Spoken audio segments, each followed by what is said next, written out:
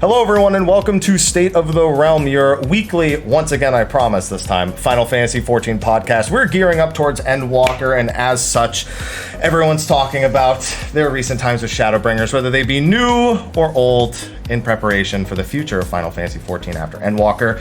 And we have some special guests on today to talk about the now and future of Final Fantasy XIV, how we feel and where our expectations are going. For that, we're going to need some people to talk about it. I'm one of your hosts, Mr. Happy, of course. Sly's here. Hey, Sly. Hi. Sly. Hi. Hi, how you doing? Hi. I'm doing good. You doing good? You ready? Good. You ready? It's less than 20 days.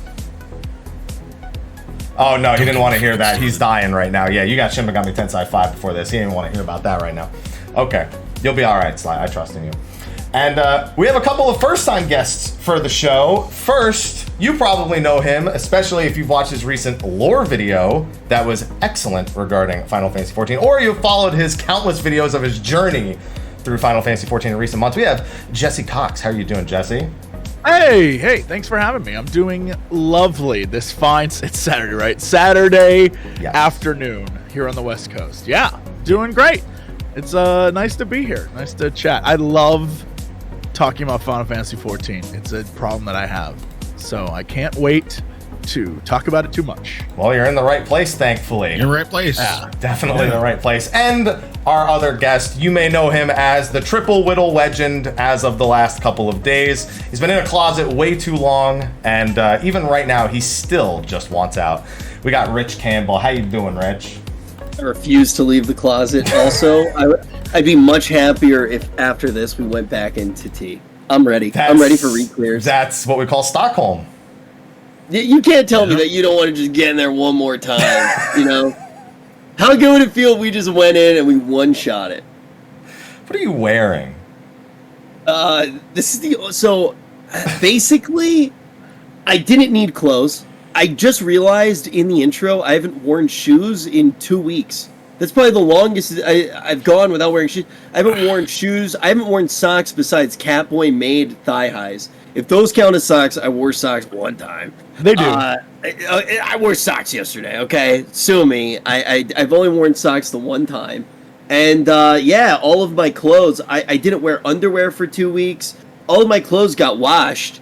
And then people decided to take my clothes. Like, Mizkif is wearing my shirt right now. I just watched Seer walk through the house. He's wearing my pants. Everybody just took my stuff while I was in the closet. That'll teach you. I understand.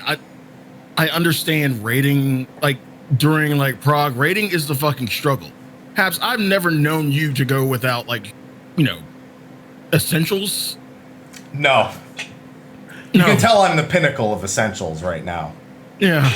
Yeah, I can't wait to take a shower. I still haven't taken the shower. I jumped in the pool last night, and my eyes, they just stung so bad, and I wasn't sure if it was because of the chlorine or my own body betraying me.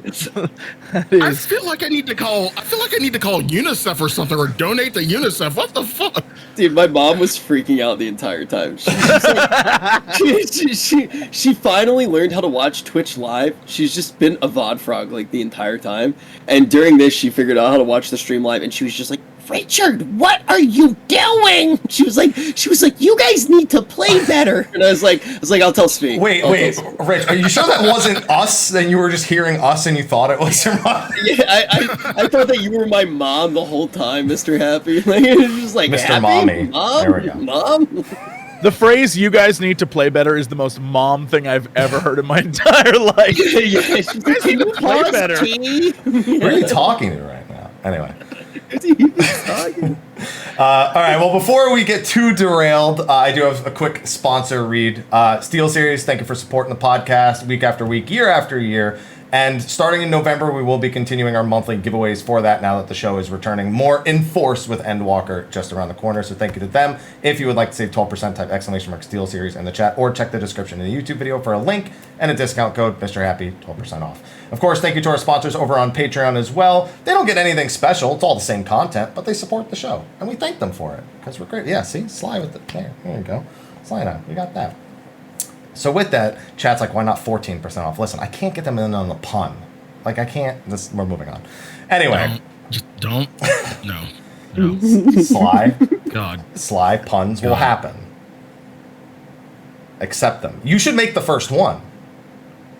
No, just keep them near the. I can make them near the end. Near the end. That's not going to happen. Anyway, so for this show, one of the big things people are talking about right now, there's just a lot of hype around Final Fantasy XIV. There has been for the past several months. And now that we're getting kind of close to Endwalker, the discussion has kind of shifted towards where Final Fantasy XIV is going. The thought of a post-Endwalker Final Fantasy XIV is rampant in people's minds because of all the things that they're doing, the story that they're closing out. And by the way, spoilers, they're completely on the table. Don't hold back at all if you have anything to say. But we need to start real quick with how we got here.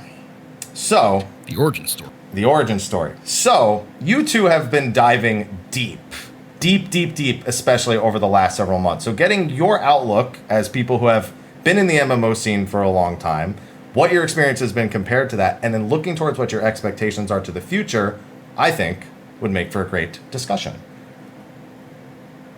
So as long as you're on board with that, we're good to get started. Actually, I'm just I would prefer not to talk about that, actually. I'd rather not talk about I it. cannot divulge that information. Tips Fedora. Oh no, pre-show's already coming. To the Fedora. I don't have a fedora, but I do have this. So that's the best I can do. Counts. I love that. What the? I got this from JP FanFest. They gave away Nightmare Fuel. This and Asahi were the two they gave away, and I got this one. I will never have that, and I'm infinitely jealous. I love that thing. We can make one. That's fine. It's just plastic. All right, so first, let's start with your journeys and the start of playing Final Fantasy XIV. So, for people who may not know, people may not be in tune with what got you into the game, how you got started on your journey, let's start with that. Jesse, let's start with you. What got you starting to play Final Fantasy XIV? Were you resistant to it at all in the past? Or give us the origin story. Yeah, I'm sure I've talked about this a million times, so if anyone has ever heard this before, my apologies. But yeah, I was a huge WoW fan, a big Blizzard stan for years and years and years. I have many friends who I've met through that. The very first thing I ever did on YouTube was WoW stuff way back when.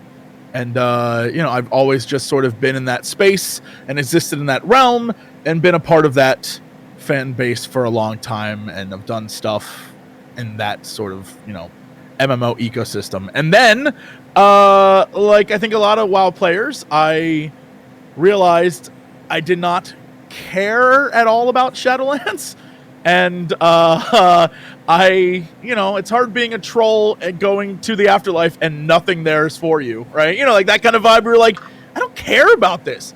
And so I was like exponentially bored. I can't even express to you how bored I was.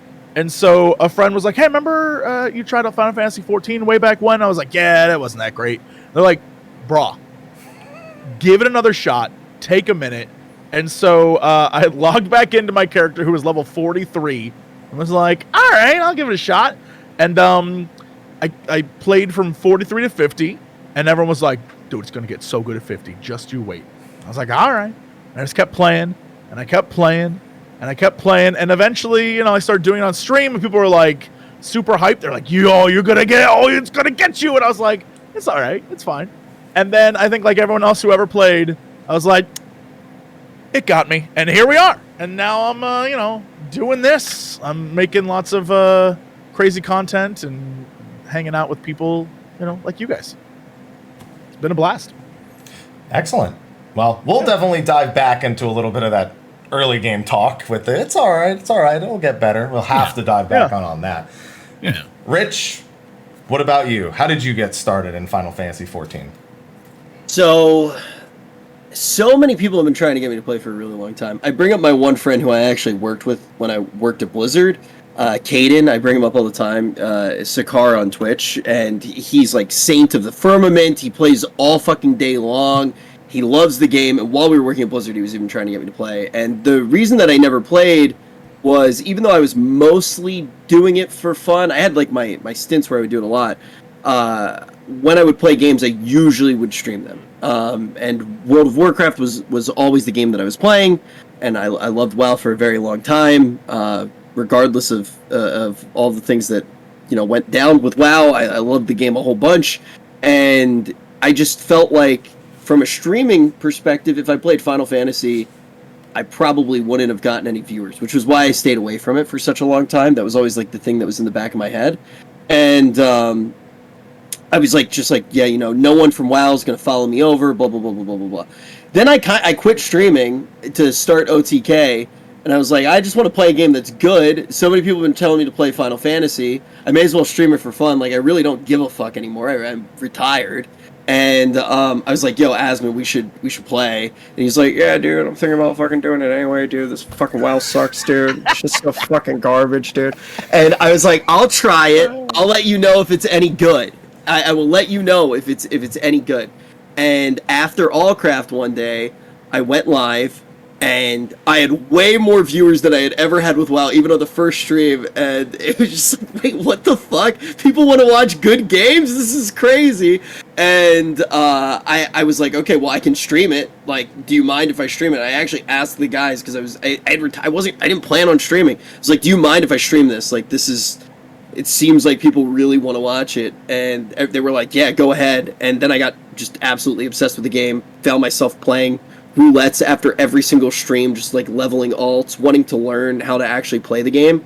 And the funny thing is I went into it from a very different angle. Like, I didn't care about the lore at all when I first started playing. Like, I wasn't like, oh, I'm going to play this game and get a good story. I didn't even understand how Final Fantasy worked. I was like, I'm going to get to the end game. I'm going to try to clear the ultimates. I'm going to prove that I can do it. And then once I do that, I'll probably never do it again. And even when I talked to Asmund about it, we were very much like, yeah, we'll blast through this game. You know, it's going to be like crazy month. And then I had no idea how much we would end up stalling.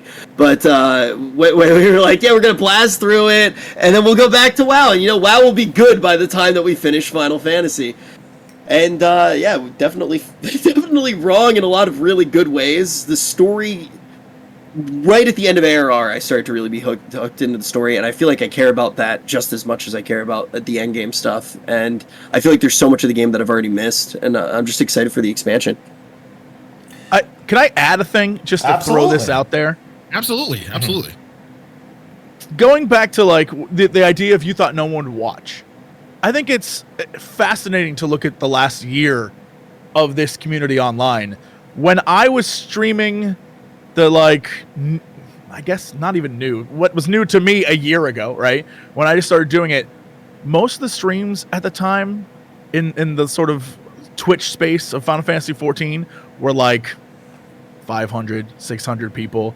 We were all blown away. That I was like, I can't believe 3,000 people are watching me play this. This is crazy. Yeah. And in the last year, watching the amazing new faces, like watching you guys come over and play and watching everyone sort of join in the community, it has grown exponentially. And for everyone, for literally everyone in the Final Fantasy 14 Twitch community, because of all the amazing content creators and all the streamers who came over and saw, you know, you and Asmund and everyone start to like love the game, watching that happen was awesome across the board. Like, it is really neat to see the Twitch side of Final Fantasy 14 explode, and people who've been doing stuff in the Final Fantasy 14 community, like, I'm gonna say it, like, finally get the credit they're due. There's a lot of creators who have been like just kind of doing their thing forever, and now they're actually getting eyeballs on them, and I think that's awesome.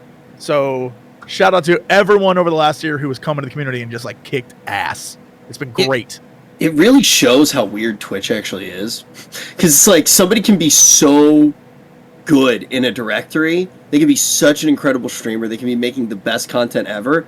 But it takes somebody else to stream in the directory to get people to notice that the people are there. It's just like a very weird thing with how Twitch works. But I feel like now the game is just getting so much love. I can't even imagine what the expansion's going to be like. Because Crazy. also that... Yeah, well, see, that's like ignorance on my part as well, because I just blasted through the game, you know, way after it came out. So I have no idea what it actually feels like. And that's one of the things I'm definitely excited to talk about today, too, is, you know, what you guys think it's going to be like when the game drops and what everybody's going to be doing for those first couple of days. We can certainly tell you what it was like before, if you would like to indulge some Sly. How how long are we talking? I mean, Sly, you and I. Well, so some background. I've been playing since 1.0. Sly's been playing since about the PS4 2.4. Yeah, 2.4. So around Final Coil release. Yeah.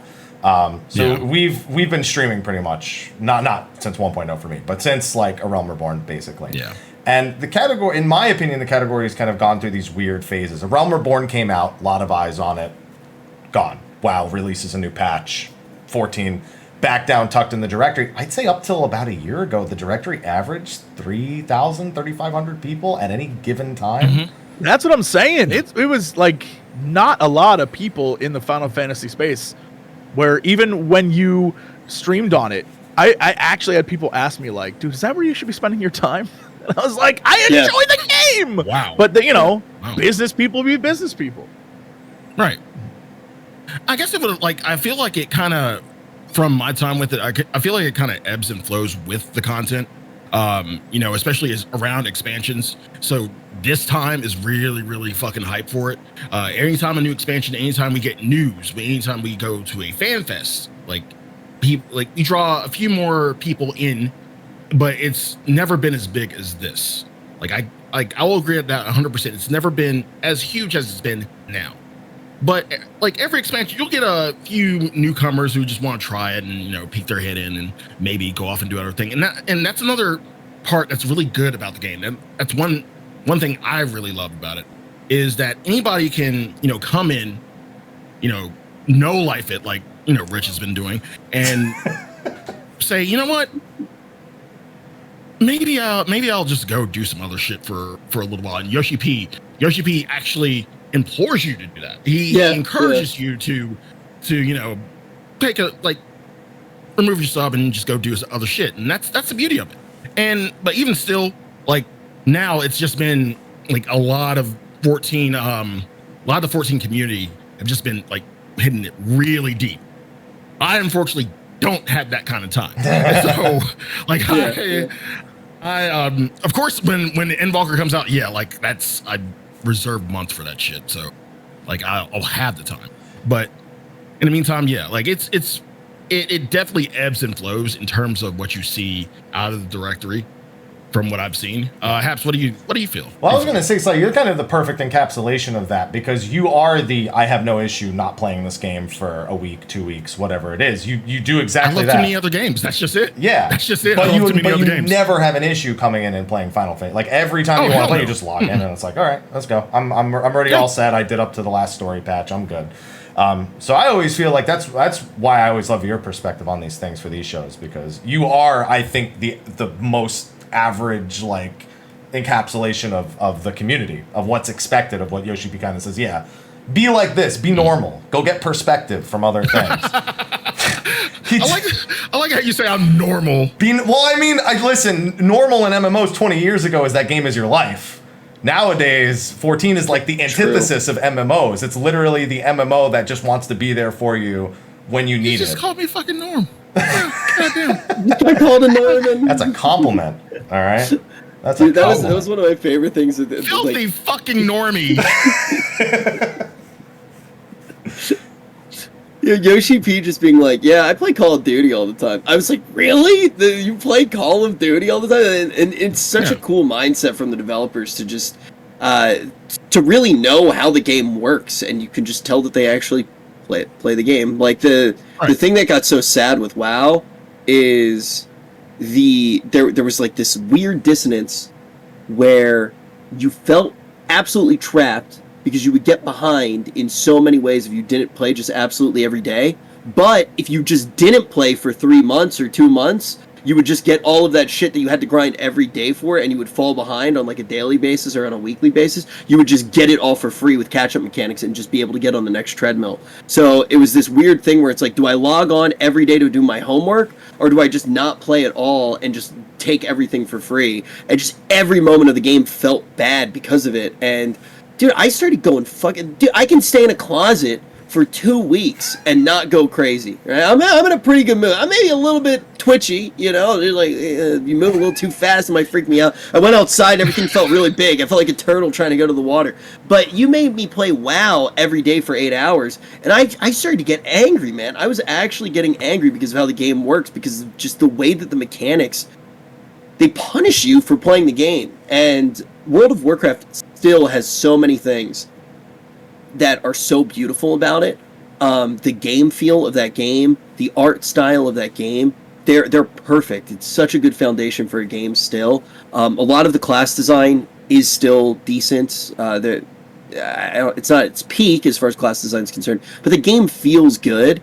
And if they could get that mentality that Final Fantasy has, it would just be remarkable to see. But I think that 14's just doing it right, and aspiring game developers could take note. Mm-hmm. Yeah. And Rich, one thing I want to go back to you saying is one of your reservations was that you felt like no one would watch you play it. Did you have any other reservations about 14, whether like it be outside or within the game, gameplay wise, or anything? I really, for such a large portion of my life, and I think that this is something that more people know about me now that I'm streaming more of. I much more stream my life than just gameplay now. Like, you know, people even saw, like, when I was in the closet, you know, my friends coming in, people even calling me for... I've always been very focused on the business side of things and been very, very aware with it. So pretty much all of my, and I don't feel bad saying this, all of my choices to not play Final Fantasy for such a long time were all focused off of content brain and just being like, oh, I should min-max. If I do this, you know, it's a smaller directory, which means you're going to get less followers an hour, like this, and this. And I never really thought about just having fun with the game. I really was only thinking about it from a streaming perspective. And then the second that I wasn't thinking about it with the streaming perspective, I was like, oh, this game does look really fun. I think that I might like it. And I had a lot of friends who were playing it and enjoying it. Annie even played it. I think Annie might have started playing maybe a month before I started playing, and I watch Annie stream pretty frequently. Annie's a good friend of mine. It looked like she was having a lot of fun, and I was just like, oh, I just want to play this game for fun. The only other game that I had played for fun when I had stopped streaming was Genshin Impact. So I was just you just rolled on characters. Were you really playing, or did you just like rolling on characters? I actually like. Okay. Really fucking, like, I played 4 hours a day, I would say, probably, while making OTK. It was the only game. You know what else I was playing? This is actually, you're gonna make fun of me. I was playing that. I had a very intense game of Cookie Clicker going on for a couple months. Like, I had a computer that was dedicated to Cookie Clicker, and then I had another computer that was just playing Raid Shadow Legends all day long. I get the integral progression gives me a crazy dopamine rush. So, like, I always want to have something going where numbers are just going up. Dude, for me, it'd be Adventure Capitalist if I was going with an AFK game personally. That was always my go-to. Right? Yeah, that's what it is. Like, you need to watch the numbers go up. And it's funny because I think a lot of people think that that's not how I am, but I actually, like, I fucking love that side of things. So even when I was looking at content, you know, like, I have like everything open on Twitch when I'm not live, and I'm looking at everybody's numbers like minute to minute, just being like, oh, okay, all right, that's how that works. And because I just enjoy it. I find that fun. I find it really interesting. Like, knowing what days people watch Twitch longer. Like, do you guys ever like just go in and like after stream, like watch how many minutes somebody watched you for, and take note of it? Yeah, like I do that. I love that. Yeah, that is fun to me. Jesse's like, Rich, you're weird as fuck. I have never once... No, I know that you are correct, and this is how you should do it. I am the worst at business, period. And so I'm just like, I never thought about it, and I probably should have, but I just didn't. And now I'm like, I suck. I suck at this. See, but that's like, the thing is like, I'm the guy in the friend group who does it and nobody else does, and like I'll tell Asmon, I'll be like, oh yeah, like right now on Twitch user behavior dictates that the average, like, and on Saturdays, and I'll just like say, and he'll be like, yeah dude, fucking cool, man. That's all right, dude. He just doesn't give a fuck. I fucking love your Asmund impression. Holy shit. Oh yeah, dude, it's so fucking funny though. I'll be like telling him like what he should do with like running ads. I'm like, it's actually better for the user if you run an ad here so they don't get pre-roll and like all that shit. And he'll be like, dude, when I take a piss, dude, I'm gonna fucking take a piss. And I was like, all right, you do you, man. Oh man. Well, Jesse, did you have any reservations when you started or before you started 14? I'm sorry. No, I mean, like I said, I was zoned out of Shadowlands stuff. Like, I was not feeling it at all, and I was like excited to try something different. And I always have at least one MMO going. I'll try to play other games, but I usually have just one thing that I'm like, yeah, this is what I'm into. And yeah, I just got talked into playing it. And I was like, okay, I'll give it, you know what? It's been a while. I'll go back. And I started playing when 5.3 was released. Is when I started playing. And so, I don't know. Like, I guess that's when they released flying as well. And I think that probably saved my life. Because once I could do the Aromaborn flying, that changed everything. And I, flew around, did all the quests. I guess they shortened some quests, and everything just sort of flew by, and it was great. And that's kind of what got me. And I think, like with everybody else, you get stuck in this weird, like, why am I in politics now? Like, what's happening? And then the game just, the 2.5, 2.55, that sort of like area. It's a hard twist that I don't think anyone sees coming, and when it grabs you, you're like, I gotta see what the hell happens now, and that's it. And then you keep playing, and then it gets better and better and better. I feel like you've always done a lot of different stuff too, content-wise, right? Because I remember like you did Terraria. I remember like way back. That's got to be years ago now that I watched the Terraria stuff. 2011, 2012. Yeah. Because I always watch your stuff like way back in the day. Even. Thank you. And it's like we come from the same sphere, So it's like that was my alarm clock to wake up for the show. Good thing that I woke up early. But yeah, so like I feel like you probably had less fear to actually try something that you would enjoy, right? Because you've always been down to try something new. Yeah, it's scary when, if you're like a Minecraft person or a Fortnite person or a WoW person or whatever, it's terrifying to change content because half your audience is going to be like, F this dude, I hate this stuff, I'm out. Yeah. And I think I'm very fortunate that I decided to make that change 10 years ago, so it's way easier for me because I don't have to worry.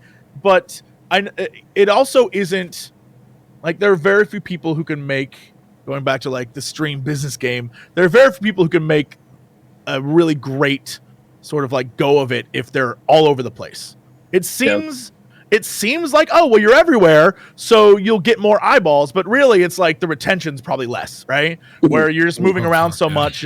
And so that's why you have like amazing, this is the Fortnite guy, and this is like the WoW guy, and like this is the Minecraft guy or the Roblox guy or whatever. Roblox. And now, it's been pretty easy to just kind of like, all right, I'm going to try this. And thankfully I have a lot of great people who just watch me. All right, I'm going to try this. And it's been a blessing, really. So it's pretty cool. Yeah. Yeah. I kind of find myself, I've pretty much existed in that space where like, when I started streaming, it was a lot of 14, but at the same time, I love too many other goddamn games. So like I'm still in that space, and that space is hell. It's busy. Outside of 14, I feel comfortable. Like inside of 14, I feel comfortable. Outside of it, it's busy. It's hell. There's too much shit. Like right now, I'm going through it. Like I have to finish 2 fucking games before Endwalker. And I only have how many days? 20? 20? Yeah, 20. 20. I'm in the middle of one. I gotta start one on the 12th. So yeah, it's hell. Have fun with that 75, by the way. Yeah. No. You have to be a very specific like type of streamer. You have to have a certain attitude to be the person who is, I'm going to chase every dragon. Like, you know, it's every new game that comes Not out, I every gotta play dragon. that on launch. I gotta do this. Right. That is, I can't. I'm like, nah, I don't care that much. I'm fine. It's like there's like that weird thing. Like Tim always did it really well. There's like that weird thing too with knowing it's like this one is not my battle, and if you can't do that, you're just gonna be like so overwhelmed, and it's not authentic, right? Like I didn't play New World. And I think everybody expected that I was gonna play New World. Like, even my friends, they were like, where the fuck are you? I think I might have played one day, but I was just like, yep, it's not for me. I just don't care, because like I want to play Final Fantasy, and the entire time that I was playing New World, I would just be thinking about playing Final Fantasy, so it just wasn't gonna be fun. The exact same thing. I played the alpha, beta, whatever it was. Yeah. And was like, all right, like, it's not for me, and just never went back. And everyone's like, yo, you could play with us? I was like, nah, I'm good. Yeah, the alpha and beta honestly were fun. I'm glad that I played the alpha and beta, but it was enough of that game for me. Like, it was, the alpha and beta was just like, okay, I've had enough. Like, I don't need to do it again. Yeah. I know that feel big time. Yeah.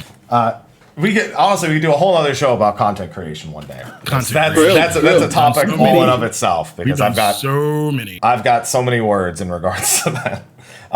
Getting us back on topic though, Sly. My bad. You wanted something still? Yeah. Like, one small question. This might be very minute in the grand scheme of things, but in setting up 14, in you know, making your account and installing, did y'all have any issues? Jesse, do you want to go first? I mean, I used to navigate on playonline.com. Oh yeah, you're fine. Oh, So I have no issues. I am a master of the like Square Enix weird portals that playonline.com. It's a thing. I had to use Krista or whatever the hell it used to be called to buy the garbage system. Anyway, Money laundering bucks. yes. Yeah, I have a bunch of Krista right now. I still buy Krista on stream just because I think it's funny, and you can use PayPal. But It's funny. dude, yeah, it's fun. People, every time that if you like, I'll buy Krista on stream, and people will just be like, he's laundering money. He's laundering money.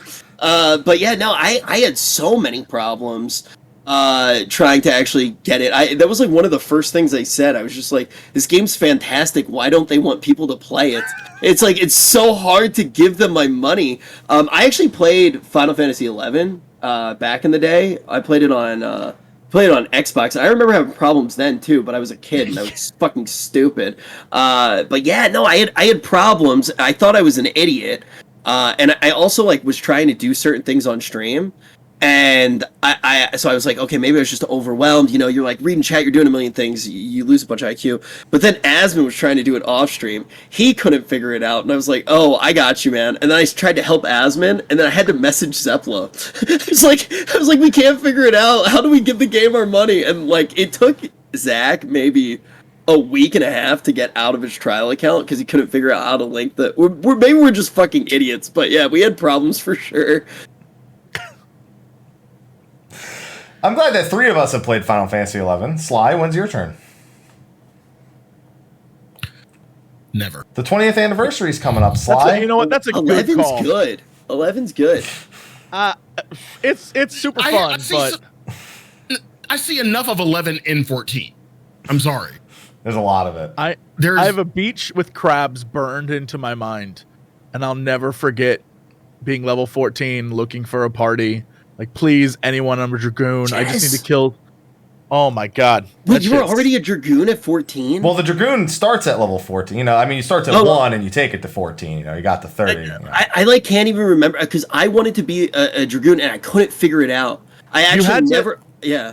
Oh, it was like you had to be an archer, I think, or a black mage. You had to do something ridiculous, plus another class. Well, that's in Final Fantasy 14. You had to do that. In 11, you didn't have to do that. You definitely had. I swear 11, you had to do some job. I unfortunately am cursed with knowledge on. I still play to this day occasionally. Then why do I remember? Cool. Why do I have a Dragoon White Mage burned into my head? What was I doing? Because Dragoon Sub White Mage could use Dia to make the Oh god, you do know a lot. Jesus Yeah, Christ. because you could use magic spells to force your wyvern to heal you. That's right. And I leveled Dragoon because I wanted the Pentastrike or Pentakill or whatever it was called. Get that and at level they nerfed 56, that shit and it became useless. They sure did. Oh, yeah, okay. Dude, Final Fantasy XI is just like it's so funny. You bring up the memory of being like a low level on a beach with crabs, and you needed to find like 60 people to help you kill the crab. Like, please, somebody help me beat the shit out of this crustacean. And you just be looking for days for enough people to take down like a fucking gray mob. It was just such a brutal game. I remember there being a cave that you could power level on crabs, and they just run and kite the crabs to you, and it was just. That's what you did for hours. And it's like, oh, thank God, I can finally go raid again because I got my level back from when I lost. For the 20th anniversary, which is coming up, I should take you two through current 11 because you might get some retribution. I would actually love that. It's so fun because my memories are so degen. I was playing Final Fantasy XI on Xbox 360. Yeah. While I was botting in World of Warcraft. I don't care. Blizzard already fired me. What are they going to do now? I was literally, I had like a waypoint bot just like leveling up accounts. And I was like watching that happen. And then I was just doing all of that while waiting to play City of Heroes. Like that was actually my main. That's the cherry on top right there. Holy shit! What a game, man! MMOs have still not caught up to City of Heroes. I will talk about that game until I am blue in the fucking face. I love that game so much. We'll do that in a different show. The four of us should start another podcast that only talks about City of Heroes. That's a great game. It's a blast. Oh man. So. You guys both came in and had to get through A Realm Reborn. And I say had to get through because I think that's probably the impression people initially gave you if you didn't have it yourself, was that was going to be kind of the new player struggle, is surviving getting to level 50 and getting through all those story quests. Did you find that any like story, combat, anything early on really was kind of, it was like borderline like, I don't know, should I keep going? I would say really bad. Yeah, like before CT is really bad. Yeah, I started again at 40 plus. Yeah. So I got out of that real quick, but I remember it being a mess. And so I tried to convince a friend to play recently and was like, "Oh, I'll just come meet you and we'll like run around together and everything will be good." And the running around bit, I was like, what are you doing? And it's like, oh, well, I got to go run over here and run here and do this. And so recently I was like, I got to go back and experience that. What the hell is that like? That 1 through 15, that's rough.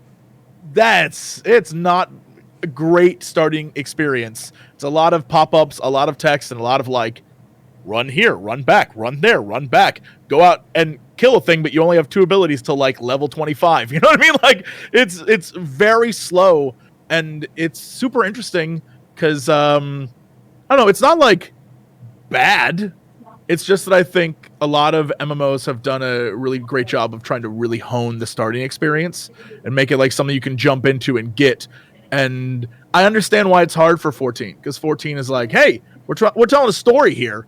And we can't just up and change how we do this. So, I don't know. It's certainly interesting. Even like the first few moments of the game are kind of cursed. It's like, but for me, I lucked out because of the streaming experience. So those early levels were probably like, I know that it's not the normal experience, but those first few moments are like some of my best memories, right? Because there's just a shitload of people there. So I kind of zoomed through the beginning parts, just watching the story that was going on around me with like random fucking bards coming up to me just playing sea shanty and shit. And it just felt like so much more of a world that was alive. So the MMO carried, and all of the little things that people can do to express themselves in the game really carried it for me, just laughing at Lalafels and shit like that. And then but by the time that I got to post ARR was when I was actually like, okay, I'm paying attention to the story now, and it was really janky. CT got me very excited, and then the final cinematic, I was just like, okay, now I really fucking care. And I went back and watched like some of my VODs just to, get like that little bit of nostalgia, remember when everything started. And it's really funny, like there's like that clear moment where I'm like respecting the story more. Like I would fuck up everybody's name because I thought it was funny in ARR, and then after that cutscene, I was just like, Ishtola from the Y tribe, please be okay. And yeah, it was really once I got to Heavensward, the game's pretty fantastic. But if you go back in other games, there some of the stuff that you remember being really good. The leveling experience, I do agree with Jesse. Like so many MMOs went back and they made sure that starting experience is streamlined. Anybody could do it. But I remember, and Jesse, you might remember this as well, in Wrath of the Lich King, the Death Knight starting zone being one of the best moments in gaming ever. You're like, oh my god, this is so fucking incredible. And then you go back and you play that now, and that shit is fucking awful. Like, it is so fucking bad now. It did not live up to what it was at all. Like, it feels so hobbled together. So I feel like ARR reminds me of that experience from Wrath. Yeah, I going back and playing, I know I'm gonna get flack from people who love WoW Classic.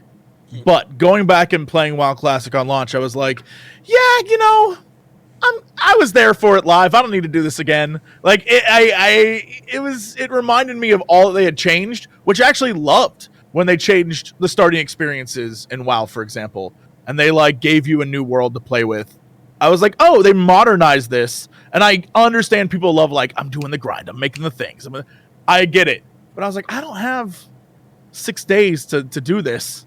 I want to play my game and move on, which is why I think I like Final Fantasy XIV, where I'm not putting in the work hours like you were talking about, Rich, where I'm not like, all right, because even though WoW keeps changing, at the end of the day, it is still the same kind of like grind.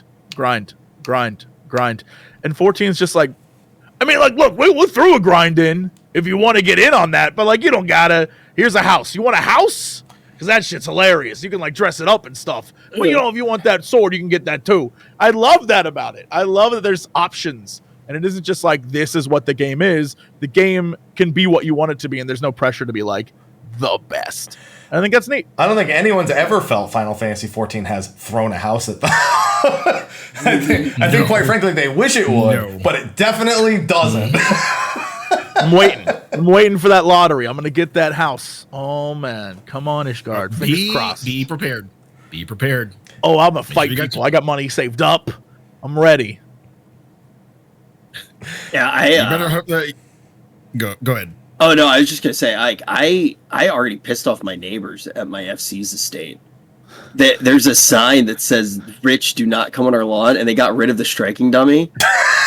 I was like, I would go in there. I would go in there like every single day, and I would get crispy before stream, you know, practice my rotation a little bit, get ready, you know, just hang out. And yeah, they put up a placard that just says, Rich, stay off our lawn. I feel so bad. I've thought about borrowing people's striking dummies before. Now I know how they would have felt about that. Is that not okay? I just thought that it was like, it's a striking. I thought that, you know, you could just use it. I don't know. People kind of get territorial over their own property, and when they see some rando coming in their yard and hitting their striking dummy, they kind of feel a certain. Hold on, is this true or is this a goof? Because no. I like explore everyone's home all the time. Are you telling me that people get mad at when I'm like walking in on them, making out, and like they're like? I mean, well, to be honest, some people are really nice about it. Yeah, and I like what's going on. Depending on who you meet, some people are nice about it. Like, hey, like I don't like, who are you? And you can be like, oh, I'm just looking around, and they'll be like, great, just take a look around and whatnot. Yeah, no, everyone's been real chill. Everyone's like, oh, hey, like I walked in one time and there was 2 cats in bed, like, you know, doing whatever. And I just walked in the room and they were like, houses are you walking? I was like, okay. I like exploring houses because I don't have one. And I like to see other people's homes. You're like, and then leave them open. You're like a window shopper, but you actually walk in. Yeah, the doors are open. You can lock them if you don't want me in there. Yeah, a lot of people don't. Yeah. But there is the option to lock it, but a lot of people just don't. They're like, yeah, whatever. Oh, it is what it is. I think we lock ours, right, Mal? We lock ours. No. Okay. Yeah, but you have a message book. I leave a message, like I say, "Nice house. I really liked your stuffed giraffes," and they're like, you know, neat. Yeah. I think like most people, I feel like are cool with it. I felt really bad though. I didn't know that there was etiquette with the lawns. I thought that you were just. Yeah, I think you just walk around. It's the only RPG where you walk, where somebody might actually get upset with you just walking into random houses. That's an RPG staple. It's like, oh, this is a house. All right, let's see what's in the pots. Is there a treasure chest in here? Yeah, I thought the whole point was you were showing off your cool stuff, and I was gonna go look at how many maids do you have? I love that kind of thing. Why is this maid a snake person? Why, how'd you get that? I want that. I love stuff like that. Most people do. Rich just has bad neighbors. Nah, they're fine. I apologize to them. They're probably hate watching right now. This randomly unlocked a memory. Random memory. Was there housing in Toontown? There was, right? I don't know why. We're talking about this, and I was like, did I have a house in Toontown where I bought a little pet with jelly beans? Dude, I feel like there was. I'm not 100% sure though. Somebody says there was. There was? Yeah. Okay. Yeah, now I'm remembering Toontown housing, and you bought the little dogs with jelly beans. I forget what they were called, and I remember them popping around my house. What were they called? The dogs. Dude, what a game! What a game! Toontown Doodles. Yes, you bought your Doodles with jelly beans. That was a good game. That was. I do remember Toontown. If we end up talking about the Matrix MMO, I might have to leave. What about Silk Road Online? I played that in Silk Road Online. Oh my god. IRL MMO. IRL. Oh man, yeah. There's unlocking memories. Just that's what we're here for. Oh man. So, finish A Realm Reborn. You got through it. You survived, as most people would say. And then you get to Heaven's Ward, which is where they kept telling you, you just got to get to Ishgard, right? You just got to get to Ishgard. It's going to get better. It's going to get better. Did it? Yeah. Yeah. I mean, yes. Simple answer, yes. It's just really weird. It's like when someone tells you watch this anime, it's great. 106 episodes in, you're going to love it. It's really hard to tell that to a person, but when it's right, it's right.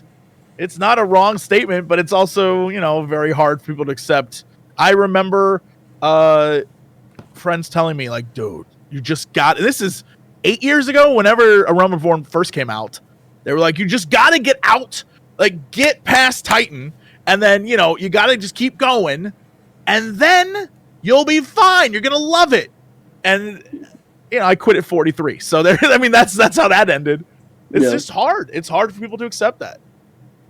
Yeah, it's really interesting too, because I feel like with Final Fantasy, so much of, and Jesse, you were the one who said it too. It's it's an RPG MMO, right? That the focus of whether or not the game is good early on, I feel like everybody is talking about that RPG part, right? They're talking about whether or not the story is good. They're not really thinking about the MMO element as much. The funny thing for me in ARR was the MMO element. I was so depraved from WoW that the MMO element already felt good. I was like, yeah, I got abilities, I'm getting more stuff, Summoner feels really good, and now it's funny, if I ever have to go back in leveling roulette and play Summoner low level, I'm like, this is the worst fucking dog shit I've ever fucking played. I don't have fucking Bane right now, what the fuck is this janky ass job? But the MMO element actually did feel clean to me the entire time. And even when I was doing parts of the story that I didn't really like, I'm excited to get to hit something again. Summoner feels fun. And I only played Summoner during ARR. I hadn't, I don't even know when you unlocked Machinist, but I boosted Machinist and pissed everybody off right before we did Icabus, which was an excellent move, by the way. I highly recommend boosting a second job. It was going to anger everybody, but it was great. It allowed me to enjoy the game even more. But yeah, Summoner felt really good to me. And then I agree with Jesse. It was kind of this thing where it's just okay, I don't really know what's coming. I did play the other stuff faster though. So I got to Heaven's Ward pretty quick. And then that was when I started stalling, where I just started getting so into it, where it was just I was excited every single day to wake up and play. So I would start earlier than I usually would, and I would just talk about everything that happened the day before, and it was just rampant ADHD and passion for the game, that was where the stalling actually came from. And that was when it started, because that was when I really was like, oh, I'm a fucking weeb, and I like this game. But that's what it really comes down to. The stalling is the love for the game. Like, I will give you all the shit in the world for hilarious stalling, but like, I am a victim of it too. I got to the end of Shadowbringers and was like, I need to go back and level up a warrior so I can literally cosplay Ardbert.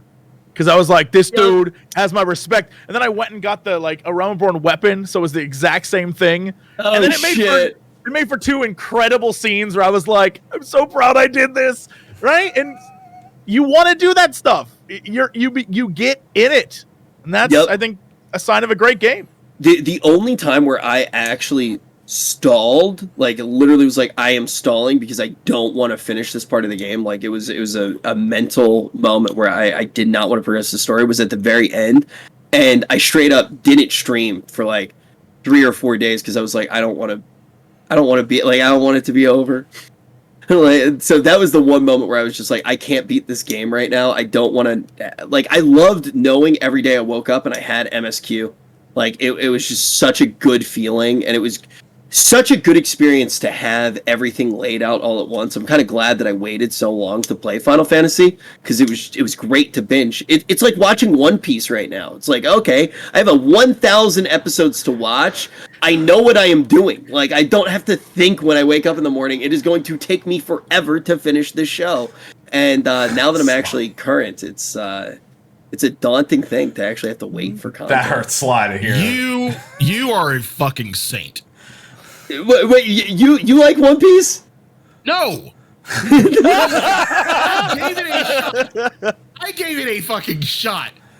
And I'm sorry, like, I'm more of the short form, like 12 to 26. Like, any of the classic anime, I can get like 49. But shit, 1,000? You're now Lost Star fan. I'm sorry. At the end of One the day. Piece is worth it. It's actually worth it. It's one of those shows that I do tell people it is worth it, but it is terrible to get to the part where it's worth it. It is so bad for so long, but all of the shit, it's like, that show is like real life. Like, all of those shit moments. Oh. You know how, like, you can just have, like, you can have, like, 2 terrible weeks, and then you see a friend and you have a beer, and that beer just, it's like a profound moment. It's like, this tastes so good. I love you, man. Like, this is great. You appreciate your friend. You appreciate the fact that you're outside. That is a good One Piece episode. It's just like, you just watch so much dog shit that this one nugget of good story is going to mean so much. But it's worth it. It's real life. Even though it's the same brand of goddamn beer, one beer is so much better than the other ones that were in the pack, huh? Yeah, it's like a fucking Rolling Rock, and you're like, oh my god, this is the best thing I've ever tasted. While crying. Now, one side note before we go over to Stormblood. Final Fantasy 14 is a theme park MMO, and we talk about stalling. But there's so much shit to do in 14. Has anything like outside of, leveling combat caught your attention? Maybe crafting, the gold saucer, fishing, gathering, anything? Don't talk to me about fishing, Sly. You know how I feel about talking about fishing. I ain't talking to you. Is that good? Jesse? Is that good or bad? So for background, I have the best title in the game in Final Fantasy 14. World-class Troller. Yeah. It's 3 million ocean fishing points, and it took me 3 months of fishing to get that. And it's a sore point for me at this point. Yeah. You made it not fun. Crazy. Yeah. Crafting is so crazy in this game. Like, I am interested in crafting. There's a chance I never do it, but like I said, the person who got me into the game that I mentioned earlier, my friend Caden, he was Saint of the Firmament, and he has the pterodactyl mount, or the pterosaur mount, whatever it's called. He has all of his resplendent weapons except for his fishing rod. Actually, he needs like 2 more. I don't understand how fishing works yet, but he needs like 2 more fish, and he's like, it's going to take me another month. So he's gone all in on it, and he basically doesn't play. He hasn't played the same game that I have, which is what blows me away. Like, he's played for a long time, and he hasn't done Ultimates yet. Like, he hasn't really tried that, because he's just been crafting nonstop. So, the fact that that's all there does make me interested in a lot of that content. It's just, I don't know when I'm going to do it. It's a whole other game. It's like it's a whole other experience. I leveled goldsmithing for reasons. I'm not sure why. I just decided to. And I was blown away that besides me sitting there pressing N and like looking at recipes, there's also a story to it. And it was it was fun. And then someone said, why'd you level goldsmithing? That's stupid. You should be leveling your gathering abilities first. Then you have stuff that then you can. So now I have bags and bags filled with all the crap I've gathered. And I haven't touched a single other crafting job yet. Because I'm like, I got to save my money for when I can get my house in Ishgard. Like, I don't want to just throw away my money on crap. So I have bags filled with like skins and honey and weird shit. I'm just like, one day I'll be filthy rich. Yeah, I don't know. Jesse, how's that inventory looking? Oh, I am. I had a solution. I can already hear it in his voice. I had a solution. So I said to myself, Jesse, you have so much crap in your inventory. There's got to be a way to get rid of stuff. And I was like, well, I do have a lot of gear still, but that's because I'm saving it for all the jobs that I want to level. Yep. So my solution was to level all the fucking jobs. So now I have leveled up. Everything is 80 except for Ninja and Samurai, which are both 71 and 72. So I am just like, yeah. I must now do everything. And it's the dumbest thing I've ever done, but I'm so happy that I've done it. So I was like, oh, I've experienced all the jobs. I know how they play. I know what I love. I know what I don't love. And I've never done this for anything. When I played WoW, I had one character for 10 plus years. Didn't change job, didn't change nothing. Didn't change class, I guess. Like, that's just, in Final Fantasy XI, I chose Dragoon, and then I just leveled other jobs to go with Dragoon and did not switch. I was like, I don't want to do this. I hate leveling stuff. And in 14, I'm like, all right, look, I gotta clear out my inventory. So first we're gonna get all the tanks done. All right, all the tank gear's gone. All right, now we're gonna get all the like magic. All right, all the magic stuff. Oh, I got it. Might as well. I did Scholar and Summoner, so I mean that's 2 done. So I might as well just finish all the healers too. So I did the healers, and then someone was like, "Dude, you know in Shadowbringers there's a quest line where if you have every one of the different classes done or whatever, if you have like, you know, the archetypes done, there's like there's like a special bonus quest." And I was like, well, all right. So then I jumped in and do that. I've never done this before. So now I've cleared out enough inventory that it looks like it's manageable. It's all a lie. It's all just waiting to be filled with crafting stuff when the time comes. So that's my problem. And those void quests are primo quests. They're so good. Quests. They're so good. Also, shout out to them for being great with story. And the entire time I was doing that quest chain, all the different, as a healer, as a caster, as a melee DPS, or I guess any DPS, and then like as a tank, going through all those storylines and being like, if these kids don't become the Avengers, I'm going to be so mad. They better just, at the end, they better all come together and just Avengers assemble. And then they did it! I was blown away. I was like, I love this game. Yeah. Made me so happy. Little things. I was like, you can't just have these guys all be in the same area and not get together. That's insane. And then they did. It was lovely. Yo, but Lou Reek's kind of a punk, right? Yeah, I mean, like, I don't like, yeah. We can all agree Lou Reek's a little bit of a punk. Yeah. Did you do 5.2 after doing the void quests by any chance, Jesse, or did you do it before? No. I was told. See, this is one of those times, the rare times I listen to chat. I was told, like, at a certain point, you can't, like. It was either you couldn't get the secret one. I don't know if they lied to me. Well, you have the book. They were like, the book always lets you fix and see the other They're like, stuff. at a certain point, you couldn't get that. And I was like, well, I'm getting this secret quest line. And so I straight up just, like, did it. And, yeah. And you can tell what jobs I leveled specifically for that, because I don't know how to play Paladin above 50 at all. And so I was like, well, maybe I should be Paladin for Endwalker. And I looked at all my hotbar shit just like everywhere. I'm like, oh no, I don't remember this at all. So yeah, that's what happens sometimes when you level and you only use Rolos and you only get 50 and under Rolos. You're like, I don't know, I'll learn the rest later. Says Tasha, and then says Tasha, and then says Tasha. Which is weird if you're a ninja, because you, I think, have like 4 abilities. Yeah, Ninja's None of them I think are is the AoE. worst. In my opinion, I think Ninja's the worst, even worse than Dragoon before level 30. It's like, and then they're just like, and now have a million things to do. But until a rogue was even worse. I think at a rogue you had 3 abilities at level 25, and I was just like, how is that? But most of it's like you can sneak and you can steal. Machinist, you hit 1 and 2. You literally hit 2 That's pretty much buttons. every job. Dude, it's so brutal. I like doing Machinist in the leveling roulettes was driving me mental. It was so slow. Oh man. All right. Well, going from that, we then go from Heaven's Ward into Stormblood into Shadowbringers. Realistically, we're kind of all over the place with this topic already, so I feel like all this kind of gets muddled in terms of it kind of all blends together after you get past Heaven's Ward, in my opinion.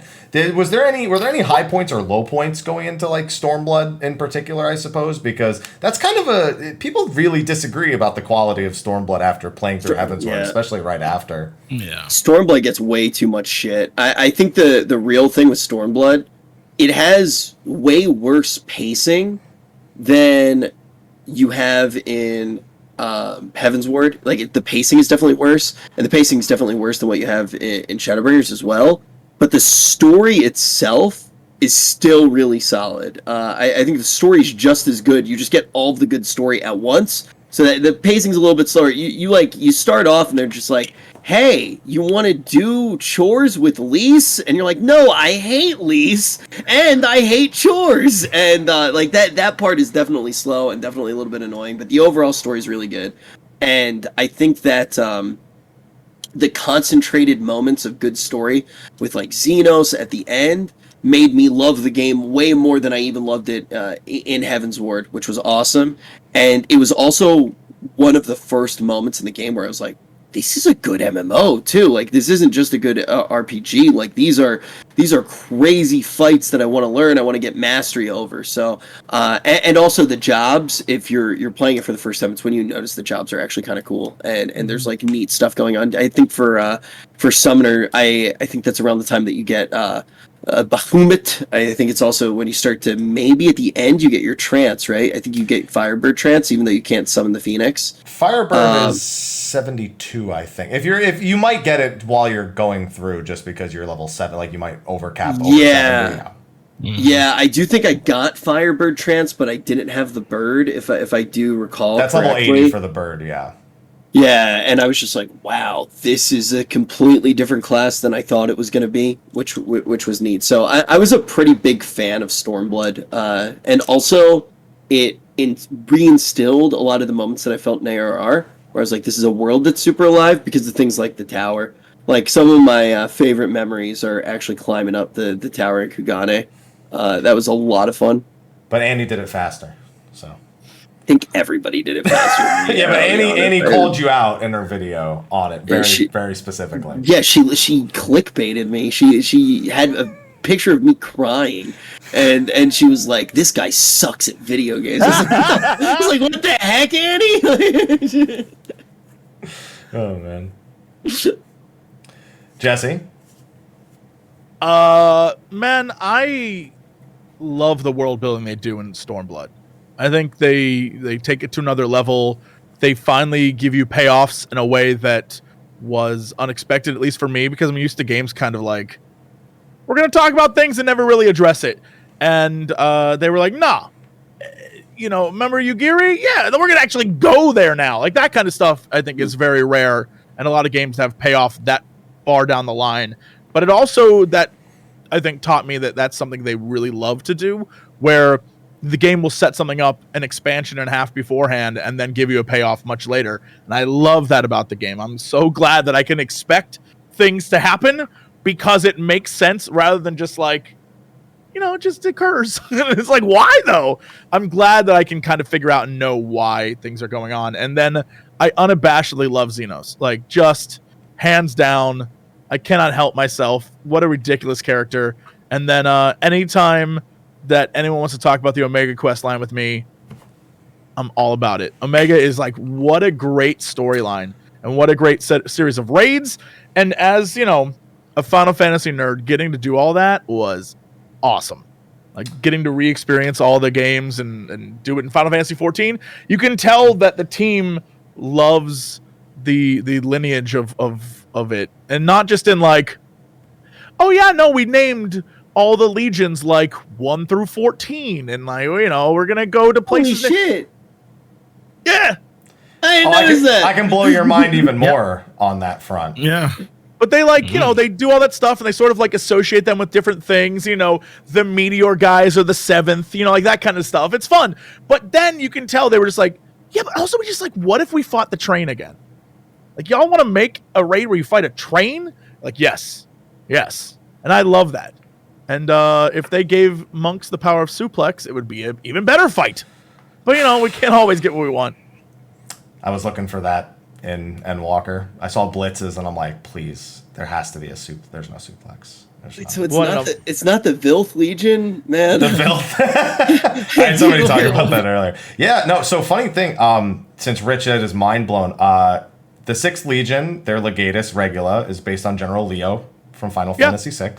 Nail actually has a scene in 1.0 where he does the walk through the fire. He turns around and walks through fire like Sephiroth. Summons Meteor like Sephiroth. Gaius is 14 original.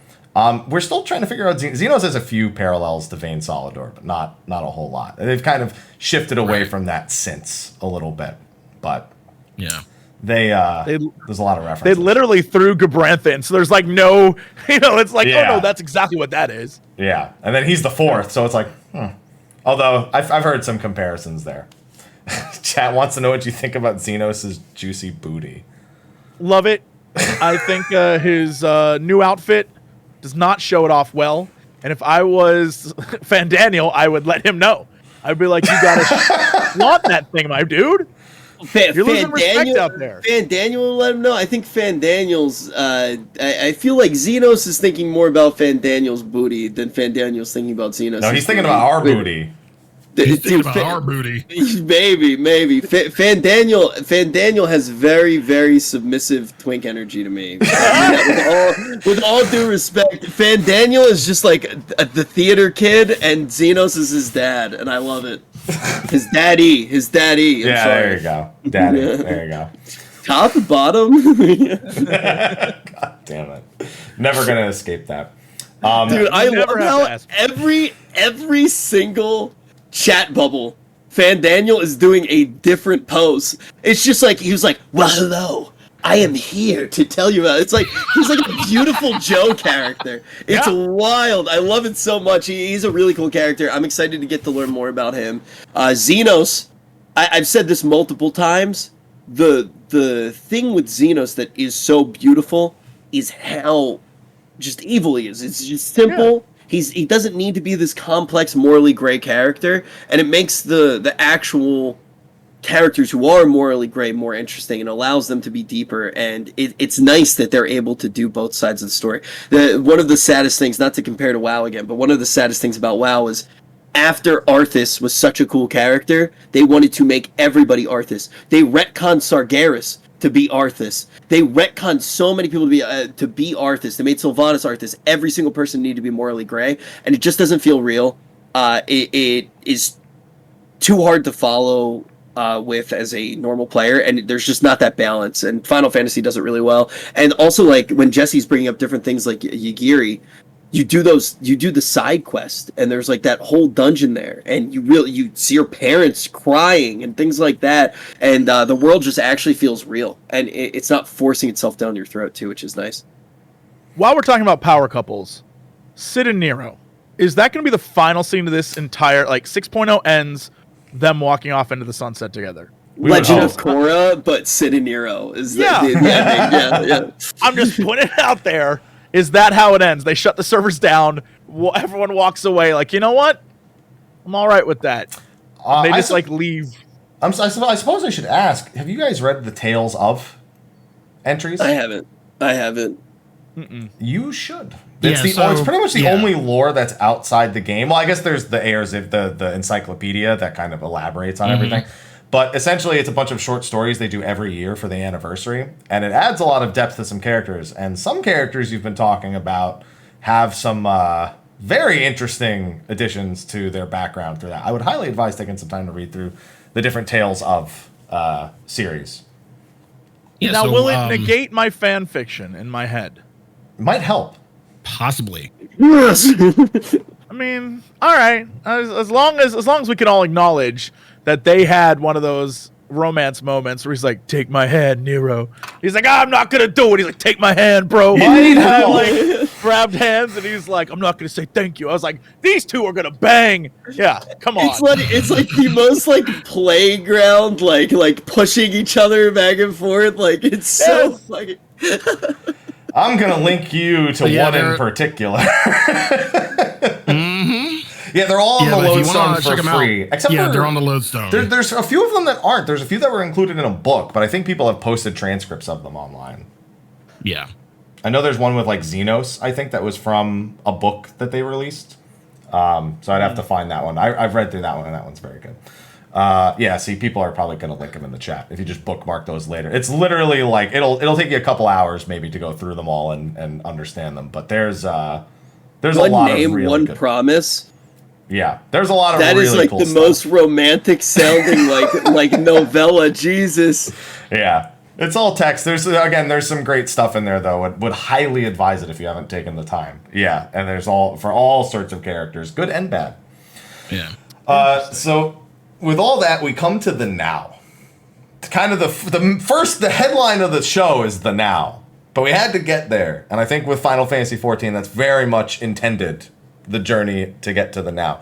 We've had Shadowbringers. We've had all of 5.x. We've had this lead up into the finale.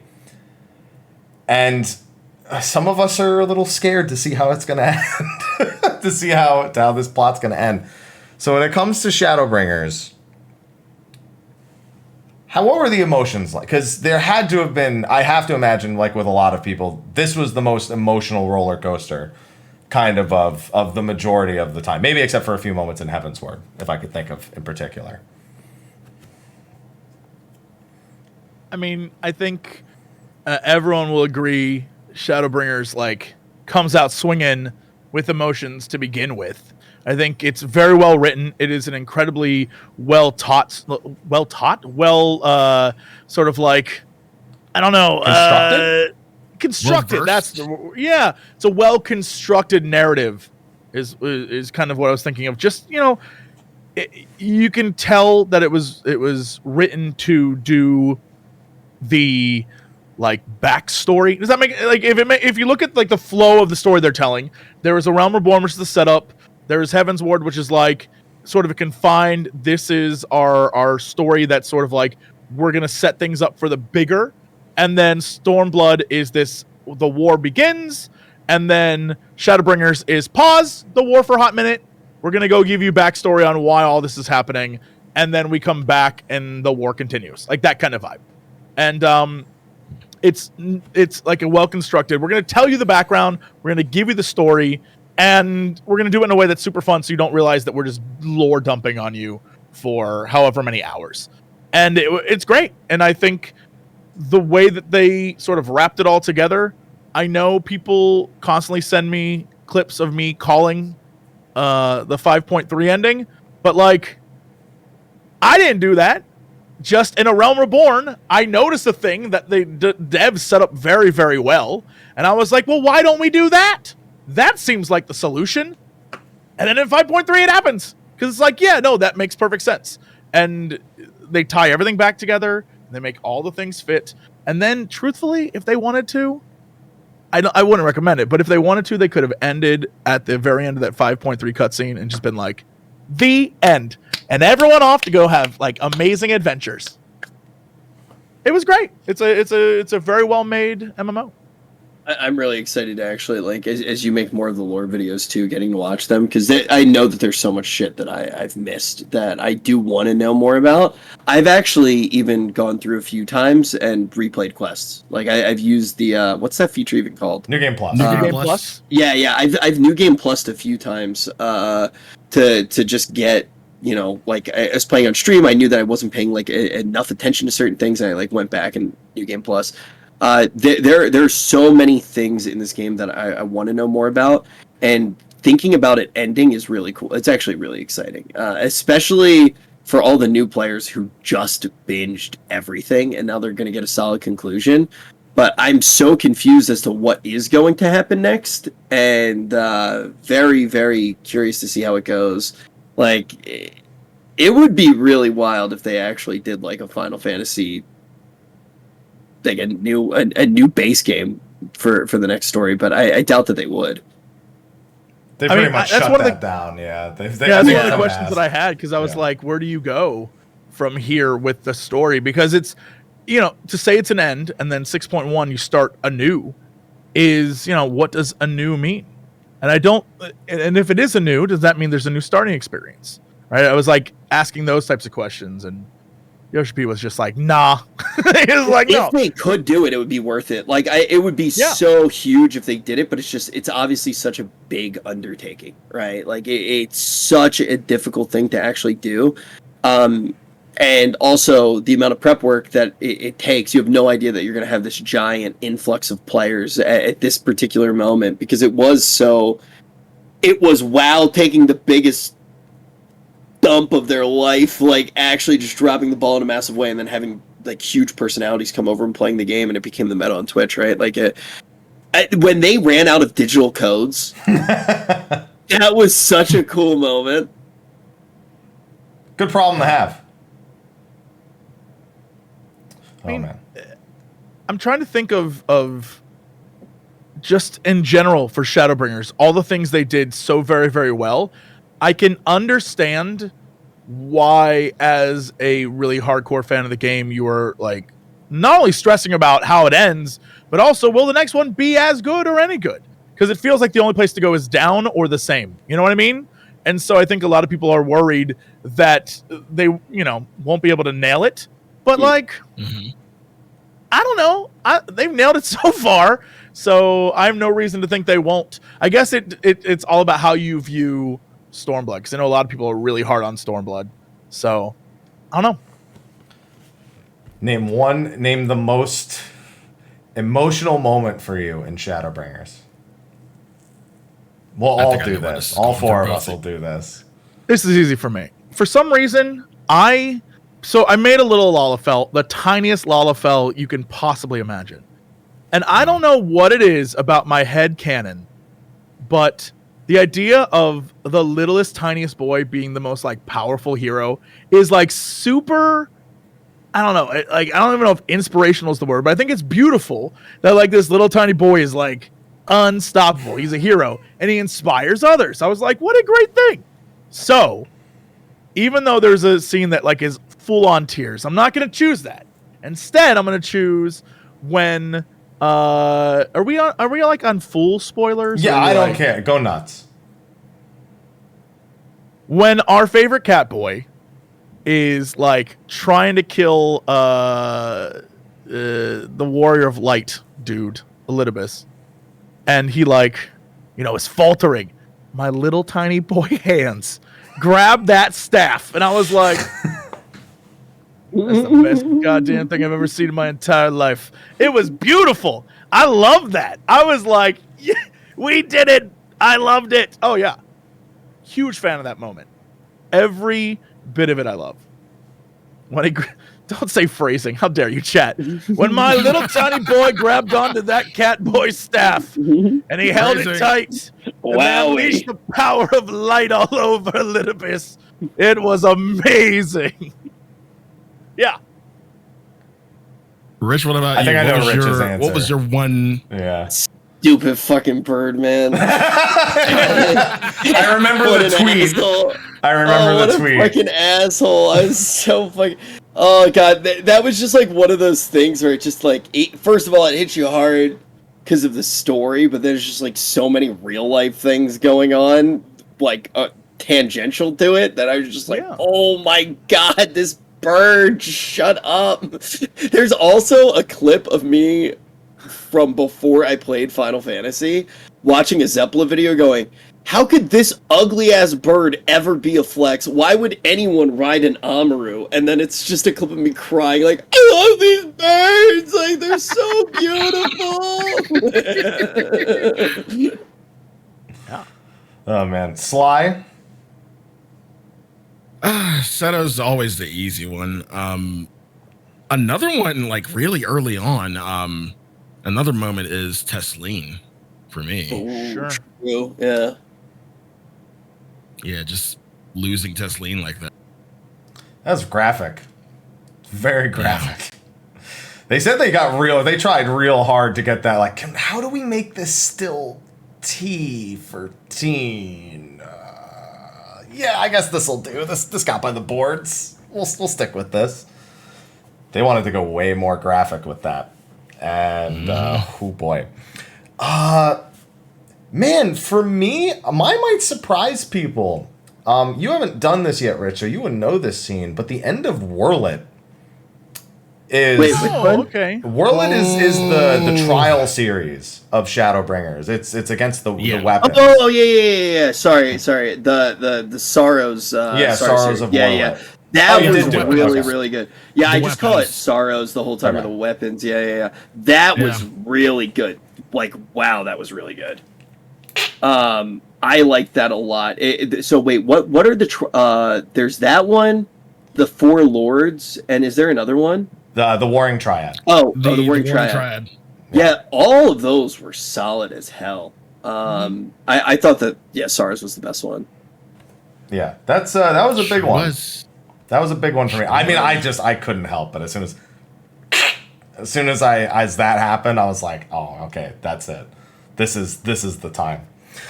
Oh man. I'm trying to think of all the times the game got me, and I remember in the Omega Raid series, I think that got me too, and I don't remember why. I was like, this little chocobo, these sons of bitches. I was like, I can't believe they did it. He's gonna go on adventures now. Oh yeah, I don't know what was going on, but I was like, they got me. It's okay. Jesse, quick question: have you found Alpha out in the wild? I mean, maybe. Every time I think I have, it's like someone's wind-up version. So, it's possible. How does it actually work? Because people told me that I could, but... Yeah. He randomly shows up, like, different places. I remember, okay, the one thing that happened, and not a lot of people, like, I think knew or saw it, but when patch 5.5 came out. Was it 5.5 when we... So I know what you're going to say, Sly, and there's actually something more to that. So one of the spots where Alpha is standing, he's looking at one of the towers. Towers, in the locks. In the locks, yeah. But apparently he was already there before 5.5. Okay, never mind then. But now there's a tower there, so it makes you think if they knew that was going to be there at some point, and they already planned it to some capacity. He was in the Moonfire Fair. You can find him in Mordona. You can find him all over. He's in a lot of places, but he spawns client side, so sometimes you zone in and he's not there, and sometimes you go and he is there. They do this in a few other places. There's a character, Edda, who you might be... The ghost, Yes, you can find her ghost randomly in the cities. You'll find her stalking you. There's also the Void Arc. That's not client side, but the Void Arc flying throughout the churning mist and the Sea of Clouds. You can spot it in the distance if you look at certain times of day. So there's little things like that. There are also Chloe, Wondrous Tales, the kid, Mikote. She used to be a client-side random appearance. You just find her walking around Idleshire. So they've done that a lot in the past. Yeah. Always keep an eye out for things like that, because Jesse, people are looking at your face right now, Jesse. Hildebrand and the Hero's Gauntlet. Yeah, that's another one. Oh, not a fan of Chloe. Chloe is going to be revealed to be Zodiark. Wait for That's it. Tataru. That's Tataru. No, why is Chloe collecting all of the information on us? That is some Omega level stuff right there. There was an Omega in the benchmark. Oh my god. Chloe's Omega 2.0. It's happening. How pissed do you think people would be if Tataru actually is Zodiark? That would be wild. I don't know how that would make sense. Like, no fucking surprise. Like, we've been expecting this for how many years? No fucking surprise. Let's go ahead and do this shit. Like, where's the story thread that leads there? Except for, like, one time during one scene, there was, like, an off, like, oh, Tataru looked like a little weird during this comment. So, like, definite Zodiark. Besides that, what is the reasoning? It is years of Lalafell racism. That's what it is. That's what I think so, too. No. It is years of lava phone racism. It's this feigning of uselessness. It's like, you ever play Mega Man X4? Yeah, Sure. Yeah, you remember? I agree with you, Happy. You remember Oh, Double? You're talking about Double? Yeah, I'm talking about Double. She's Double, all right? She's just going to, one day, she's just going to be carrying a box. Someone's going to make fun of her. And Fan Daniel's going to phone in on the Link Pearl and be like, it's time to exterminate them. And then she's going to eliminate everybody. All right? Haru is perfect. This one scene, the one time where I was like, you know what? Maybe she is a bad guy was when she couldn't control a carbuncle. I was like, And the this smile? is yes, The smile. yes, the smile at the end. I was like, this might actually be the end boss of the entire game. She can't control a carbuncle, but Alfie can. It's like nobody is that useless. Like ARR Alfie is the most useless character in the game, and Tataru can't do that. And then she looks at the camera. She's just like, She can't. I Go would ahead. say that is an extra long setup for one battle during the Four Lords fights, which is her running around the battlefield. That is Oh God. amazing. Oh, yeah, I remember that. That was a She really can't good. see where things are attacking, and she's just like running with the carbuncle. That's an amazing fight. That is very really well good. done. I hate that carbuncle. I hate it so much. Wait, What- are you talking about Alfie's carbuncle right now? No, Tataru's carbuncle. So Tartarus. Oh. Yeah, I'm pissed off about Alfie's carbuncle. I'm pissed off that they have in the game files a moonstone carbuncle and an ebony carbuncle, and now Alfie's a fucking he's a fucking sage. He can't even use Carbuncle's the got carbuncle. nobody. Nobody Carbuncle gets to has use no the one. carbuncle. Why can't we use the carbuncle now? Just give it to us. Let us use it. Carbuncle doesn't even attack anymore, so... Well, Nope. it won't in 3 weeks. If Nope. we're on crazy theories, whatever happened to that? What is that? Shoebill bird or whatever that bird Oh, you mean is? from- Emmett? Here's the thing: if that's the case, why is that dude still around? Then all I'm saying is, guy. How do you think 5.3 happened? You've got the Shoebill was watching. He's like, I got to step in. Right. So let me ask you a Right. question: was Emmett always a bird, or is this like a chicken egg scenario? Emmett was a bird. Did he- Are all Asians birds? Well, came I first, know the I was about Emmett or to the reference bird? a Tales of, but you haven't read it yet. Are they all? Was everyone bird people beforehand? Wait, I'm the just putting this out Asians are there. birds? Yeah, If Asian, every theory- avian. Yeah, everyone's a bird. There's a Tales of story that I was going to reference to give you, but it wouldn't have resulted in a real answer. But there is something involving a bird. You now know. In a Tales of story, mean- there's something with Emmett and a bird. That's all you need to know. Is that? That's incredible. All right, I'll have to read it now. I have The to read it now. Asians are dinosaurs? I mean, pretty much, yeah. Yeah. Just without fossils, I suppose. They can create dinosaurs. That's true. They absolutely can. All right, and we come now to the future. We already kind of jumped it a little bit because talking about Shadowbringers inherently forces you to kind of talk about Endwalker because it's all they might be two different expansions, but in our brain, I feel like it's still one. You know what I mean? Kind of in a sense. So A little bit. Endwalker is going to come out. Expansion launch. It's going to be hype. You're going to play through the story. You're going to watch the story. You're going to level jobs. You're going to do the raids, do the trials, whatever you're planning on doing. I think we all all four of us know what to expect to some degree. Like, at least, we don't know what to expect story-wise, but we know what to expect, like, gameplay-wise. We have expectations. Yeah. Yes, expectations of how that'll pan out. But then there's still an MMO that's happening after that. And this still has to weather an expansion launch like every other You mean MMO has Genshin? before it. It still has to weather a patch schedule like every MMO before it. And it's going to be treated, no matter how good Endwalker's story turns out, like any MMO that's ever come before it. So where do you hold You don't know expectations? that. You don't know that though. We know it well, and we know there'll be a 6.1 and a 0.2 and a 0.3 and a 0.4. We know that the game will keep going. Right. So So wait, do we know? Because I didn't pay attention to any of this because I hadn't beaten the MSQ. Okay. Is the story revolving in 6.0? yes, it is Okay. It's done. done. Okay. Yeah. Okay, I wasn't sure if it ended in New story 6.0. Yeah, I wasn't sure if it ended in 6.0 or if it ended in a future patch. So it's actually like 6.0 we are getting the end. Yes. Yeah, Holy at we are launch. That's Holy it. shit, I did not know that until right now. Yeah. So, and they say it's, standalone RPG length, so it's gonna be like huge, and I don't know. The big takeaway that I got from the whole media tour thing was Yoshi P just being like, "Take your time." What about and this? I was like, "All right, I will do that." Yeah, he told me that, and if he felt like he needed to tell me that, then he really wants people to take their time. He's like, Rich, he's like, be slow, enjoy it. And I was like, have you seen me do anything else? Remember, everyone, there is no world first for level 90. Take your fucking time. I mean, there is, but Kill no one yourself. cares. Shut up. There's no achievement, but there is a world first. And Jesse, you bring up a good topic, a really good quick topic. Both of you were part of the media tour.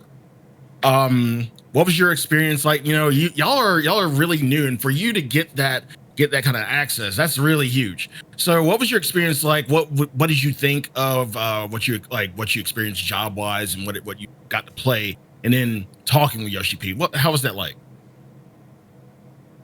I mean, I've interviewed a lot of devs and people that I consider to be like way cooler than me, and I will say he definitely came off as incredibly grounded and someone that I think even in the interview we talked about like, what if we got a drink? It was someone that I would just want to like talk to about game stuff, and I think that's very rare.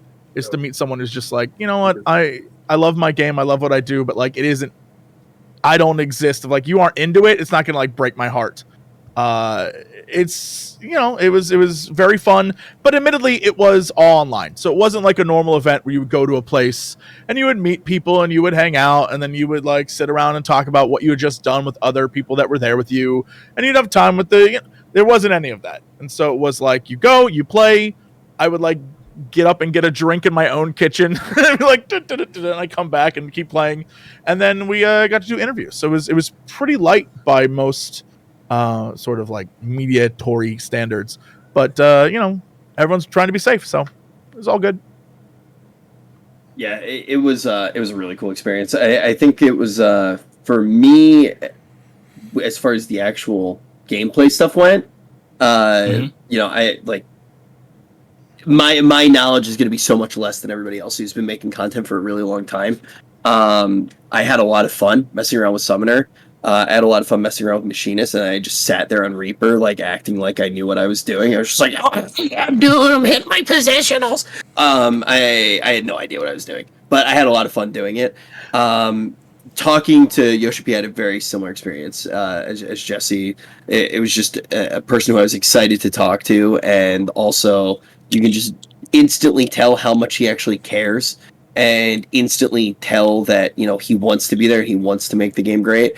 And getting invited after being a part of the community for such a short amount of time, it really just it felt really nice, and especially after everything that had happened over the years with Blizzard. I've been very lucky. I've gotten to, like Jesse, gotten to interview a lot of game devs.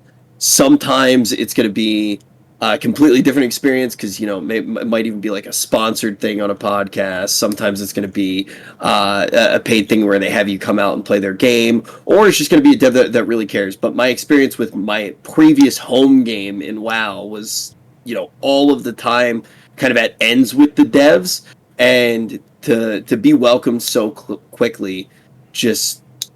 I know, not to speak for Asmon too much, but I know for Asmon as well, it was just like, holy shit, like, this really does feel like home now.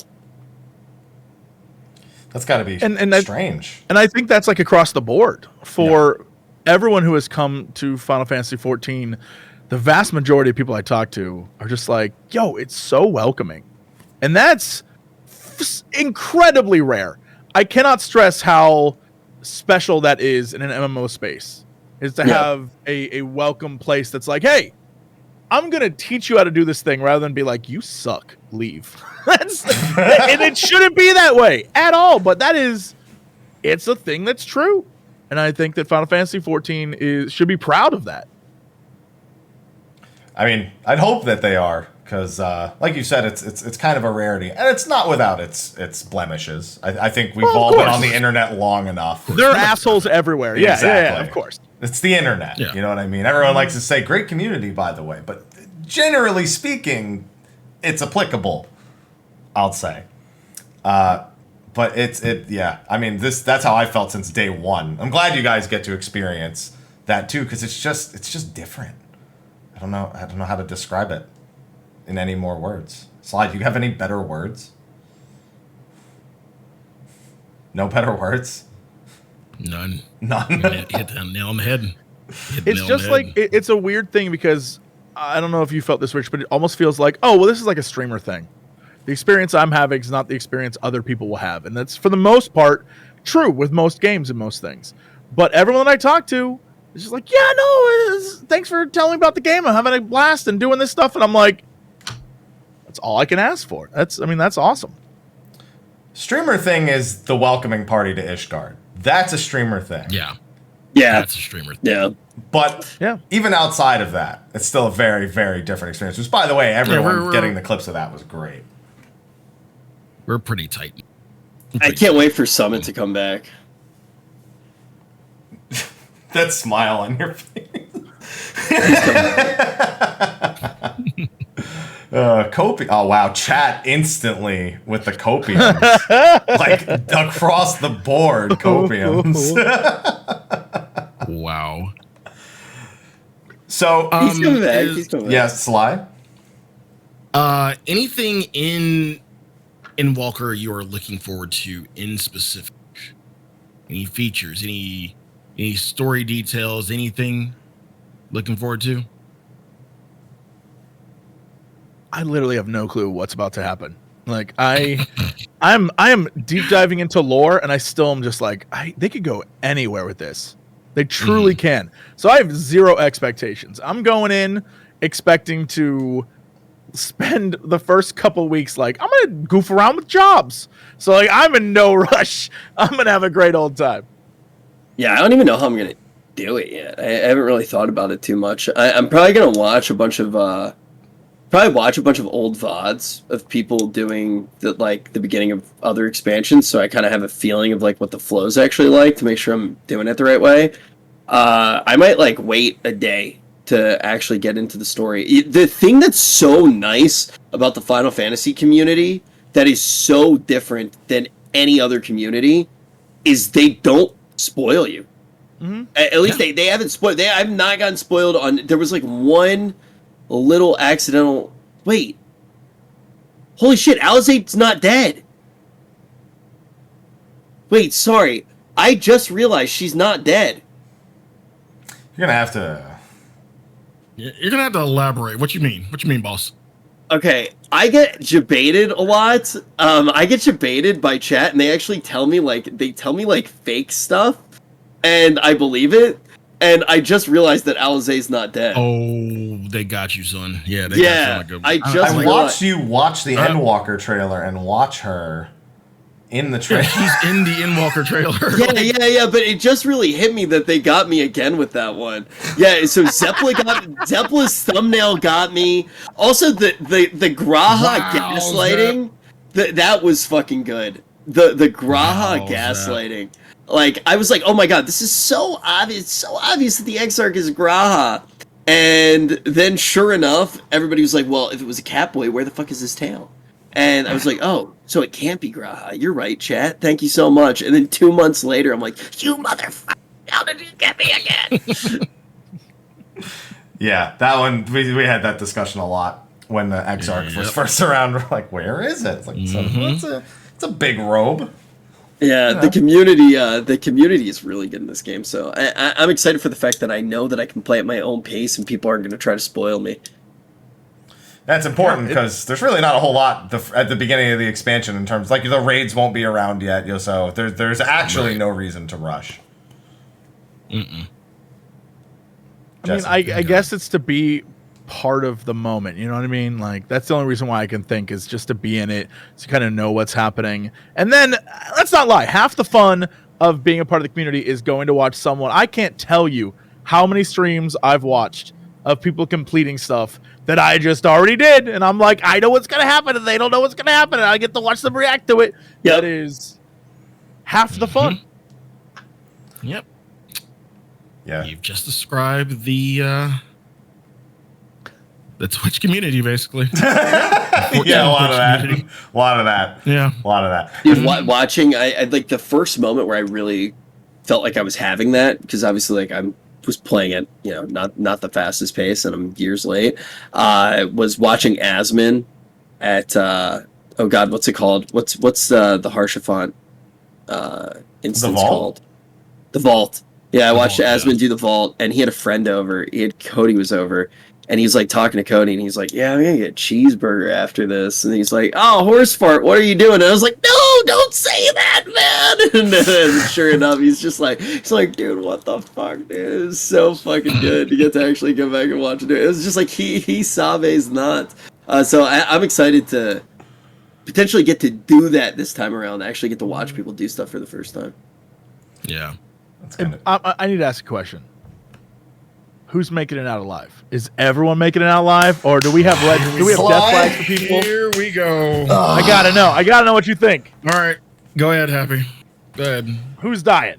Alce and Alphanor are turning to stone, but they're not gonna die. They'll be back later.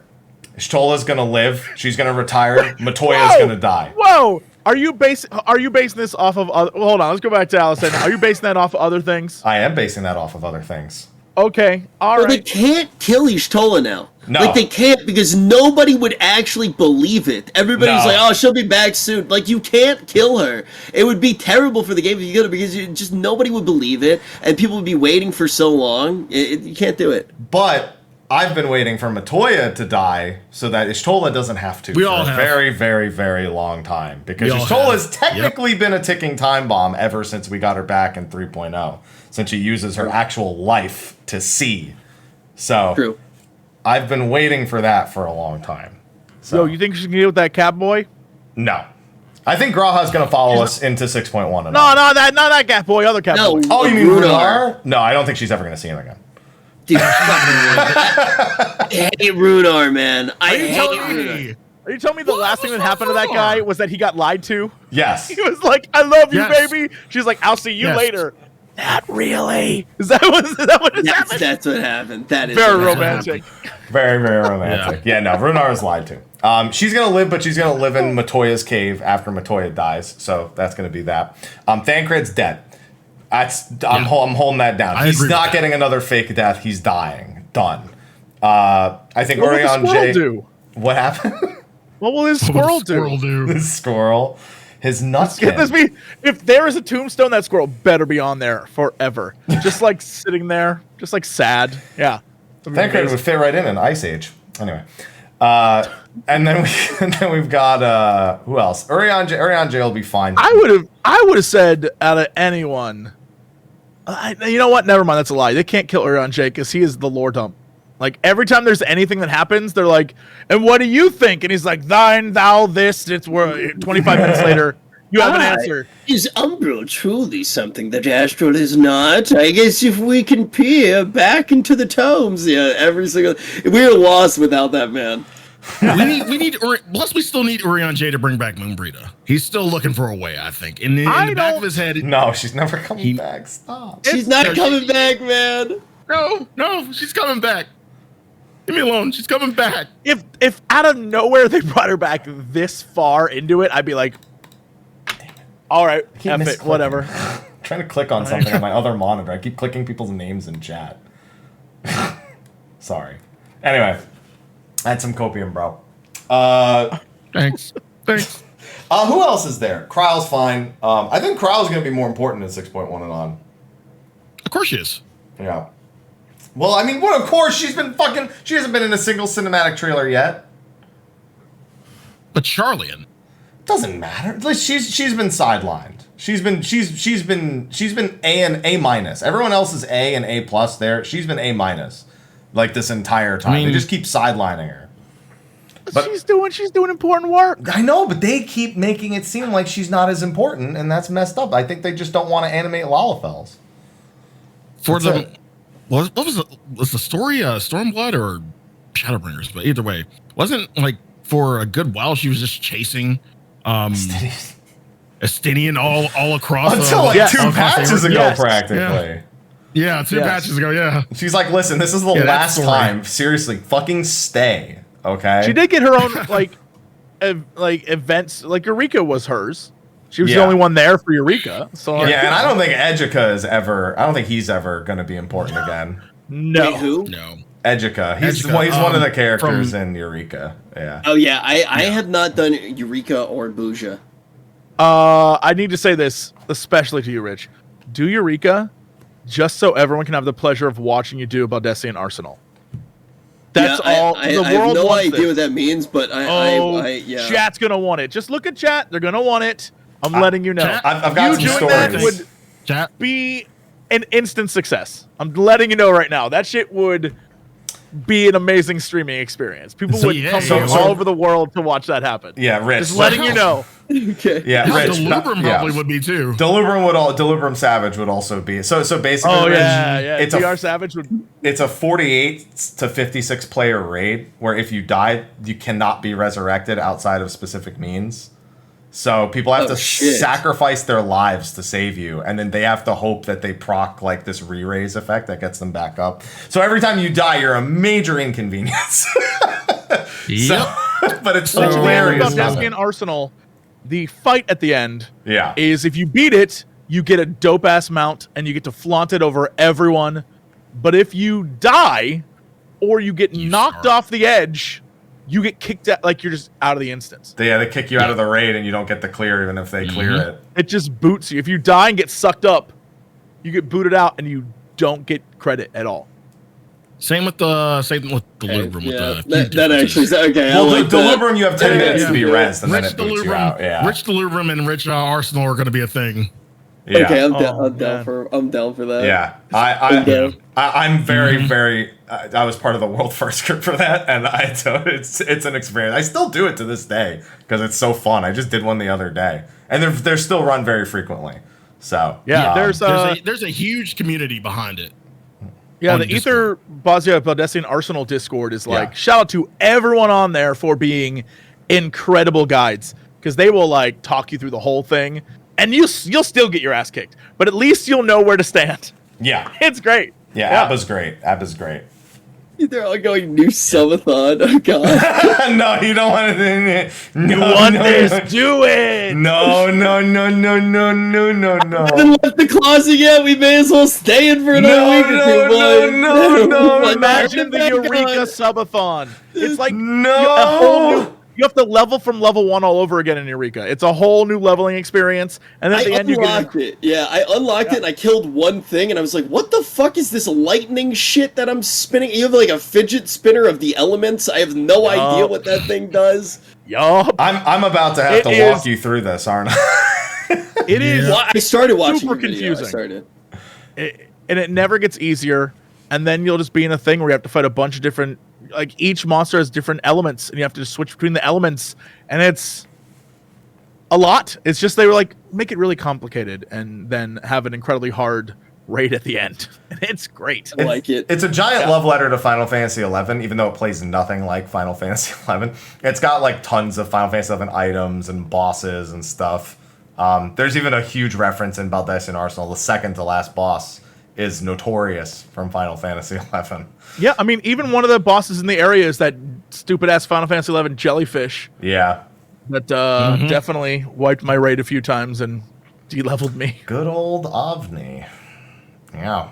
I again, Final Fantasy XI knowledge, just, it literally, it courses in my veins, whether or not I want it to. That's the time. Okay. So, I think we've covered most of the most important things, but I do still have that one remaining question that we kind of sidetracked from. We talked a lot about your expectation for Endwalker.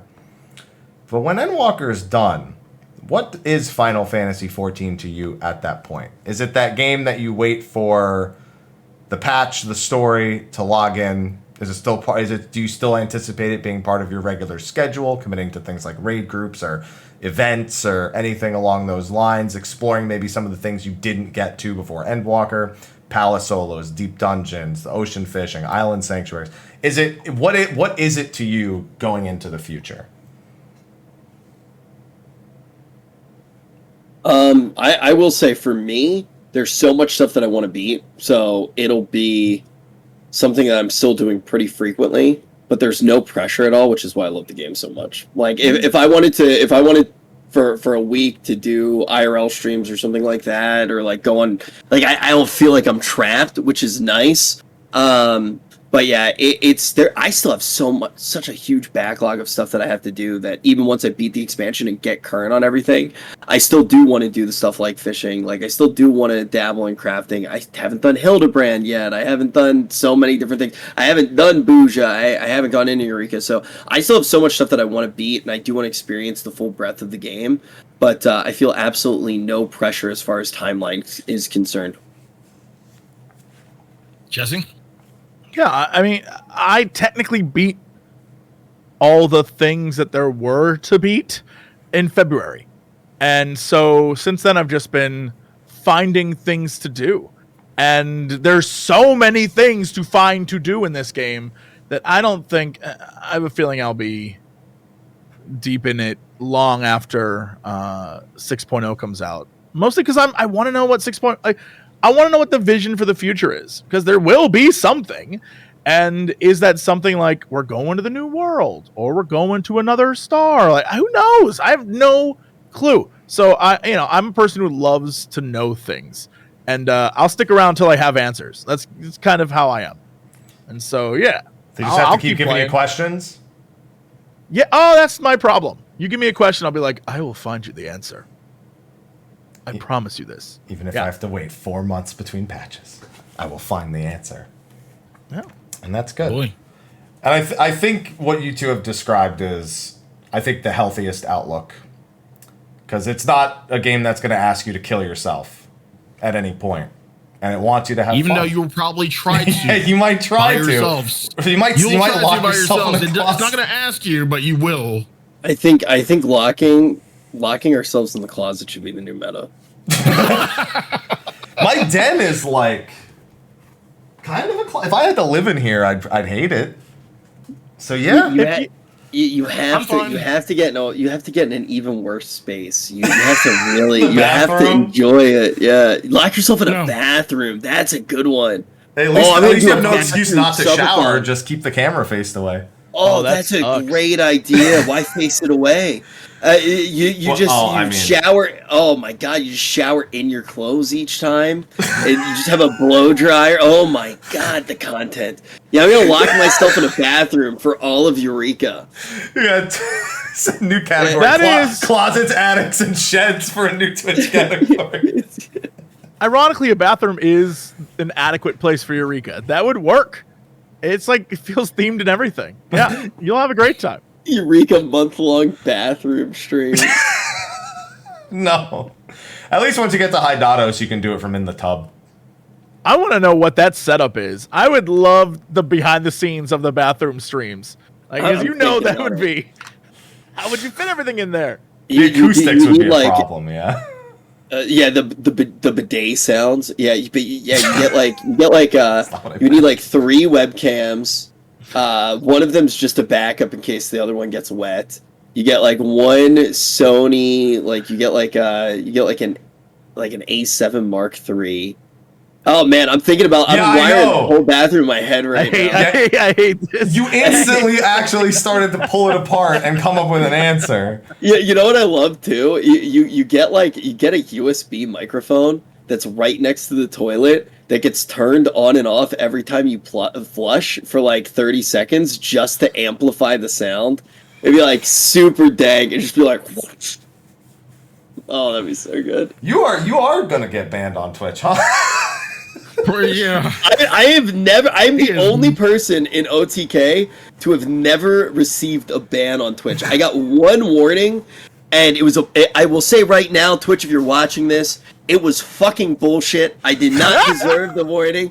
I got a warning because I made 2 emotes, one of me, one of Asmin, and in mine I was very shy, and in Asmin's he had clearly just worked out, and he had perspired a whole bunch during his workout, and apparently you can't have bodily fluids on people's faces for emotes. And I just think that Twitch should really... I think I'm owed an apology for that warning. They took away the emotes, man. And I was on... You know how, like, when you're in good standing, if you put in an emote, you instantly get it? Mm-hmm. I had a approval process. So every time that I put in a new emote, it would take me like a week to get it approved after they come in. But that was the only time I ever got in trouble. I've never been banned. Well, the bathroom stream might be your opportunity. Right. This is it. This is your time. I've already streamed from a bathroom. Not for 12 days, you haven't. Not for 12 days, but I have already streamed from like several bathrooms. Your bed would be in the tub. You just line it with sheets. Yeah. No. Oh, no. Then you can't shower again. You're back to the same problem. No, don't worry. You have a piece of wood, and you slide the piece of wood over the tub, and then you put the bed up. And then when you want to take a shower, you just prop the wood upright, and then it blocks part of the shower, so you could even take off your clothes if you wanted to, and then you put them over the wood. Not a bad idea. You're an engineer. What kind of redneck Bear Grylls shit is this? It would be good. Dude, Bear Grylls, what a scam artist. Oh shit. Dude, wait. Yes, Bear Grylls is a scam artist. Les Stroud is a legend. Bear Grylls is completely fake. Don't believe what he told you. Are you telling me that guy who runs off into the woods alone with multiple cameramen and entire teams it's not real? He's sleeping in hotels at night. Who would have thunk it? Yeah, but you know who's real? Les Stroud is real. Survivor Man, he is real. He's actually real. He's doing the whole thing. He doesn't have a camera crew. He's setting up his own cameras. He goes back to grab his cameras. He edits everything himself. That guy is a legend. You can trust him. Got it. Dude, Bear Grylls just drinks his pee for no reason. It's like First sterile, Global. He drinks his pee. Yeah, it's just like First Global. He's like, okay, so we just got into the forest. It's time to drink the urine of a man. And he's like, I found elephant dung today, and I'm going to drink that elephant dung's water. And it's just like he's only been there for 10 minutes. Like, he's not desperate at all. He doesn't show you, like, the right thing to do, like, set up camp, hug a tree. He's like, instantly, eat rabbit shit. It's like, okay. Let me ask the question. Is he more brave then? Because he can go get a burger and he still eats the shit. Wow. Is that brave? It's lies. It's lies. Honestly, yes. He was a bigger scam artist than Reflect. He was fear-mongering with elephant shit. He doesn't have to eat that dung, though, and he still does it. So is that more brave? Is it more brave, or is it just a kink at that point? Sly's making a drink right now on this topic. He's got his little mini bar in the back, but he's got the mixer on hand. And I want you to know this is very normal. This was already pre-prepared. This was pre-prepared and sitting in the mini fridge in case of emergency. This is the emergency. There we go. See, the thing is though, what you two have now encompassed is the actual essence of the show. Is getting Sly to drink because he's fed up. We won. You've officially won State of the Realm. You have claimed your crowns. You have hit your end game. And now we just need puns for him, and all will be complete. The circle will be complete. Emergency hurricanes used in case of cringe. There you go. Yep. That's perfect. All right. So with that. We've had a great conversation over the past couple of hours. I hope you two have thoroughly enjoyed it. But we should probably get close to wrapping up the show at this point, because I think Sly's going to lose his mind. And I think Rich needs to find something to wear get himself together. Dude, I'm so mentally unhealthy. Like, I'm so mentally unhealthy. I have like 3 other streams that I'm going on today. I'm barely leaving the closet. Okay, please get a change of underwear, take a shower. Don't use it to sleep. Just take the shower. That's okay. I'm wearing underwear right now. I'm good. I'm glad you unzipped it to check. I had to double check. I'm wearing the onesie the rest of the day. I'm glad you unzipped it to check, because if the answer had been no, then we might have had some issues. It is the perfect time of the year to be completely degen. Like, I could just wear this onesie and it's like, it's Halloween. It's like, oh yeah, I'm Yoda. Like, that's a Yoda onesie. I thought it was a bear the whole time. I thought it was a bear too. No, this is a plot twist I did not expect. Dude, just like when we find out that Tataru is Zodiac. I thought that was a fucking bear the whole time. I've been Yoda the whole time. Oh my god. I want to make a joke, but I'm not going to. Now I want to know. I was going to say, well, you and him are like the same height. Oh my god. It has been disproven that I am short. It's camera parallax, man. It's the angle. Oh my god. Listen, I didn't even know that a height joke was a thing till you started calling yourself 6'2". What? I am. My dad was... Hold on, let me find that pic with you and Minx real quick. Let me go back and look real quick. Now we're height checking. Oh no. It's just everybody in OTK is really tall, and we always take pictures on an incline. I can't help it. On an incline? It's a conspiracy against me. Now I feel bad. Someone said 6'2", and they were like, yeah, 6'2" centimeters. The worst had to be when I decided to measure myself with toilet paper. And this story is kind of gross. I decided to measure myself with toilet paper to prove to chat how tall I was. So I stacked up a bunch of toilet paper. But it was during the phase when Soda Poppin' was looking for the perfect toilet paper roll. Because he was trying to find a toilet paper roll small enough for... I don't know. I don't want to get into it. But basically, they were missized toilet paper rolls. They were smaller than normal toilet paper rolls. Because that was what he needed. And I didn't realize that the toilet paper that I went into... was the soda pop and tiny toilet paper rolls, so it made me look shorter on stream, and there's a picture of me standing next to these shrunken toilet paper rolls that makes me appear to be a very short man. And then also so many layers. There's so many layers. And then the other thing is one time I decided to measure myself with Game Fuel cans, but I didn't think about the little recess inside of them, which changes the height, which was used against me to try to make me appear to be short. They nest. The Game Fuel cans nest. It's a lot of copium in this stream right now. 0 days without incident. There's a lot of copium in this stream right now.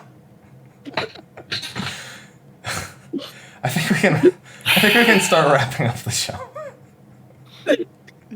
I've had fun. Yeah, it's been a good time. I've only had 2 mental breakdowns, and Sly's only had to drink 3 times. I don't have a mental breakdown tool. I'll get one day. That's fine. A vice? You don't have a vice for mental breakdowns? No, I don't. Unless having cashews on my desk counts. I guess I don't know. These cashews, even? They're pecans. Okay, I can't. That is not a. You can't say that eating a snack is a vice. Eating is a vice. if you're stressed and you start eating nuts on your desk, yeah, it's a vice. It's like you know, when I get really stressed out and I feel like sinning, I go for a run. Yeah, I wish that was my problem. I feel so dirty when I get that runner's high. So thanks everyone for tuning into this episode. Got him, ladies and gentlemen. We got him. Wait, I guess now I have to. So hold on, here we go. All right, hey guys, we're happy to eat nuts. Thanks for that. That's it. This is the only these nuts that I'll take for the show. All right. Now I feel bad for talking while chewing though. That doesn't work. Thank you everyone for tuning into this week's episode of State of the Realm. Well, I gotta do the outro. Fine, we'll wait till I'm done chewing. This whole thing fell apart so quickly. I ruined everything. everything. I'm so sorry. Thank you, everyone, for coming out to Stay of the Realm. Thank you to our guests, Rich Campbell, JesseCox. Thank you so much for coming on. Really appreciate you. As always, we do our outros. So I'll start with you, Jesse. Where can everybody find you? What you got going on?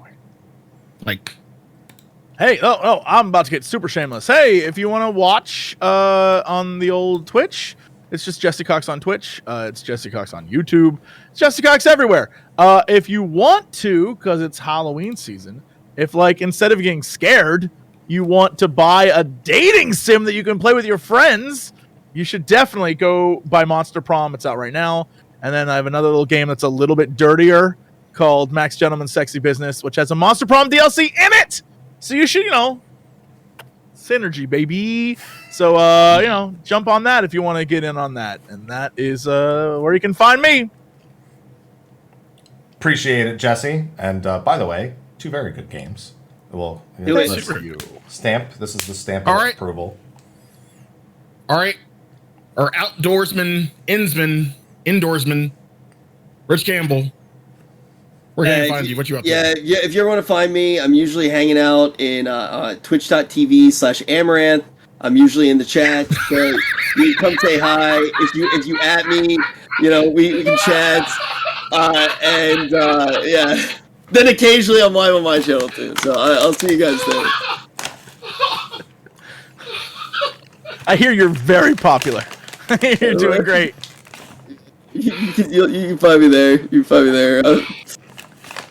Just drop the yo in her chat right now. Do you want to come say hi?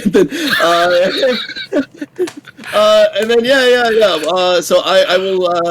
I also will probably be live again tomorrow on my channel. And thank you guys. What is your channel, Rich? Because all I know where to find you is Amaranth now. Rich W Campbell on Twitch. Yeah, follow me on Instagram too. That's way harder to spell than Amaranth. Yeah, right. You go to Amaranth's channel and just click on my name in the chat, and that's the quickest way to find me. It's a direct line. Like the bat signal. Bat test signal. Anyway, so Bat chest. Amaranth stream's so good today. Heckin' chills, bat chest. Sly, where can they find you? Oh God! Yo, did you guys know you? Do it. Go ahead. Just go ahead. Say it. No, I got nothing to say. No, go ahead. No, you can't. You can't say that and then say no. No, you can't back out. Don't bitch out. You're blue balling us now. You know what? Man. You know how to handle balls now. You will deal with this later. You learned that. We talked about that at the beginning. Full circle. No, full Holy sphere in shit. this case. Balls. What haven't we talked about today? Did we talk about Rich is stalling the outro. That's exactly what's happening. I was like, no, I'm going to shut up. Let's just end it. And no, we're still going. Hey, guys, did I tell you about that one time? So, Sly, what are you up to? Sly, you got to do something to get us out of here. This is. Okay, all right. Hey everyone, I'm Sly. You can find me at twitch.tv/Sly, aka Gray Fox. You can find me on Twitter at SlyTheFox. Right now, I am going through. I'm really no-lifing Super Robot Wars 30 because it is really fucking good.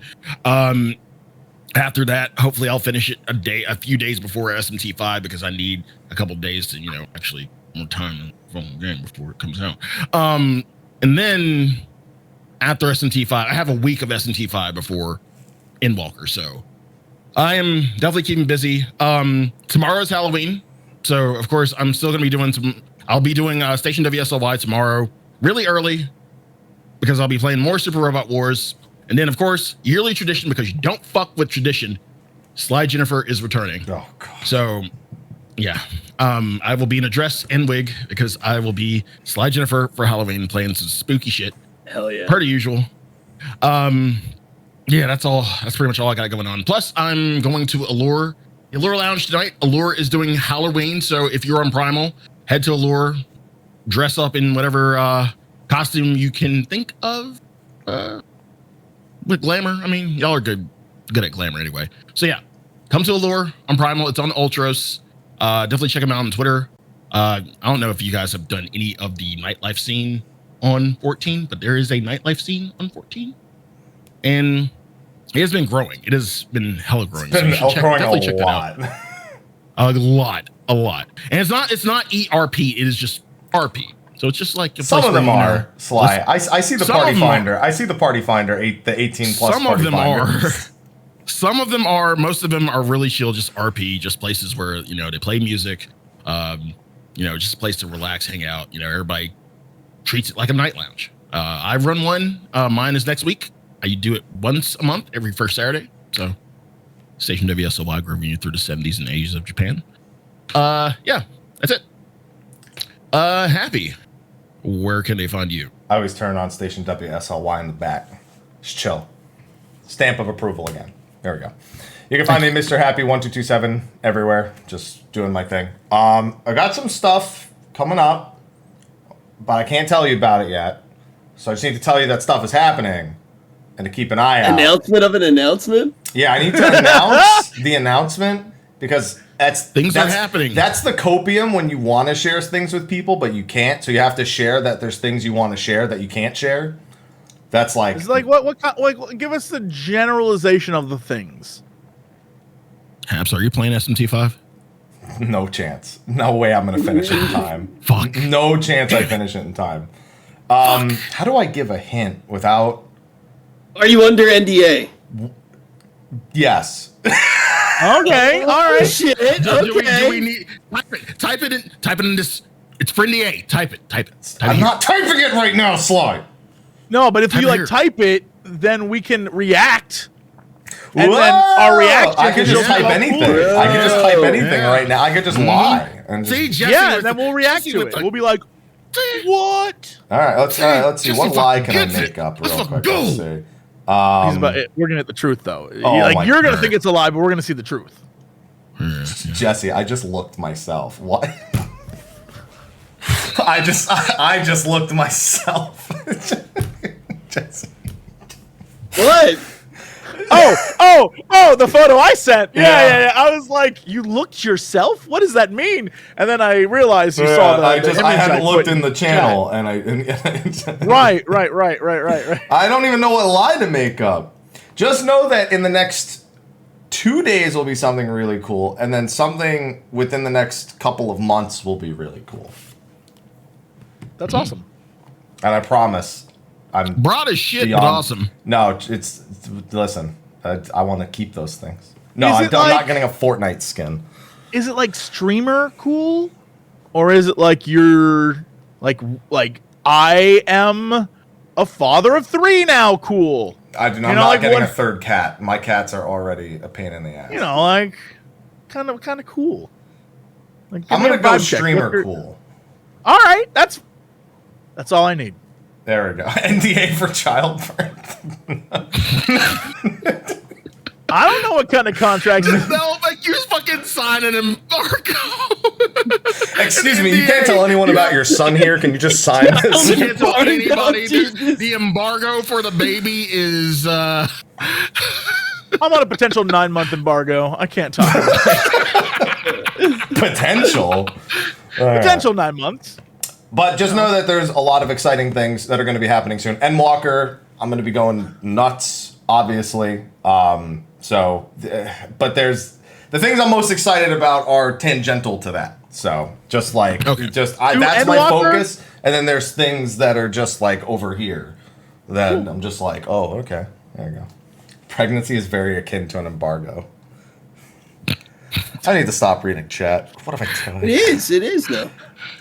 Tip that fedora and be like, We're gonna thank you both of you for coming on, and the last 20 minutes completely derailed, and I'm A-okay with that. But we're gonna move on into just a short post show, just to chill out for a few minutes before we all go our separate ways. But thank you again, both of you, for coming on, ladies and gentlemen. Next week we'll be doing a live watch party for the next letter from the producer live. This will be joining us. And then we actually are planning on probably won't be dead. Yeah, and Maybe. we'll also probably be doing a show the following day to actually discuss it as opposed to live reaction. So it's going to be busy times. Thank you again for watching, and enjoy this little artwork that I saw on Twitter that I hope Rich has seen at this point, because it was really cool. And I'm going to shout out the person in the outro and make sure to include it in the audio as well. Somebody drew a triple legend group. I don't know if you saw that on Twitter, Rich. And holy shit. It is an amazing piece of artwork. I'm including this in the YouTube video. That is, and let me get the exact name of the Twitter tag, and I will link them in the YouTube, the YouTube and the Twitch chat. That is Lacia Everlight at Lacia FFXIV. Tweeted that to us, and it was awesome. So I highly recommend you follow them on Twitter, because that artwork is dope. Holy heck, Bat. That's cool as hell. Yeah, so I just wanted to shout them out in particular because I love that, and that popped up right before the show. So thank you everyone for joining us. Yeah, wow. Yeah, and when Slime, I'll see you next week. Bye-bye. Yeah, take care.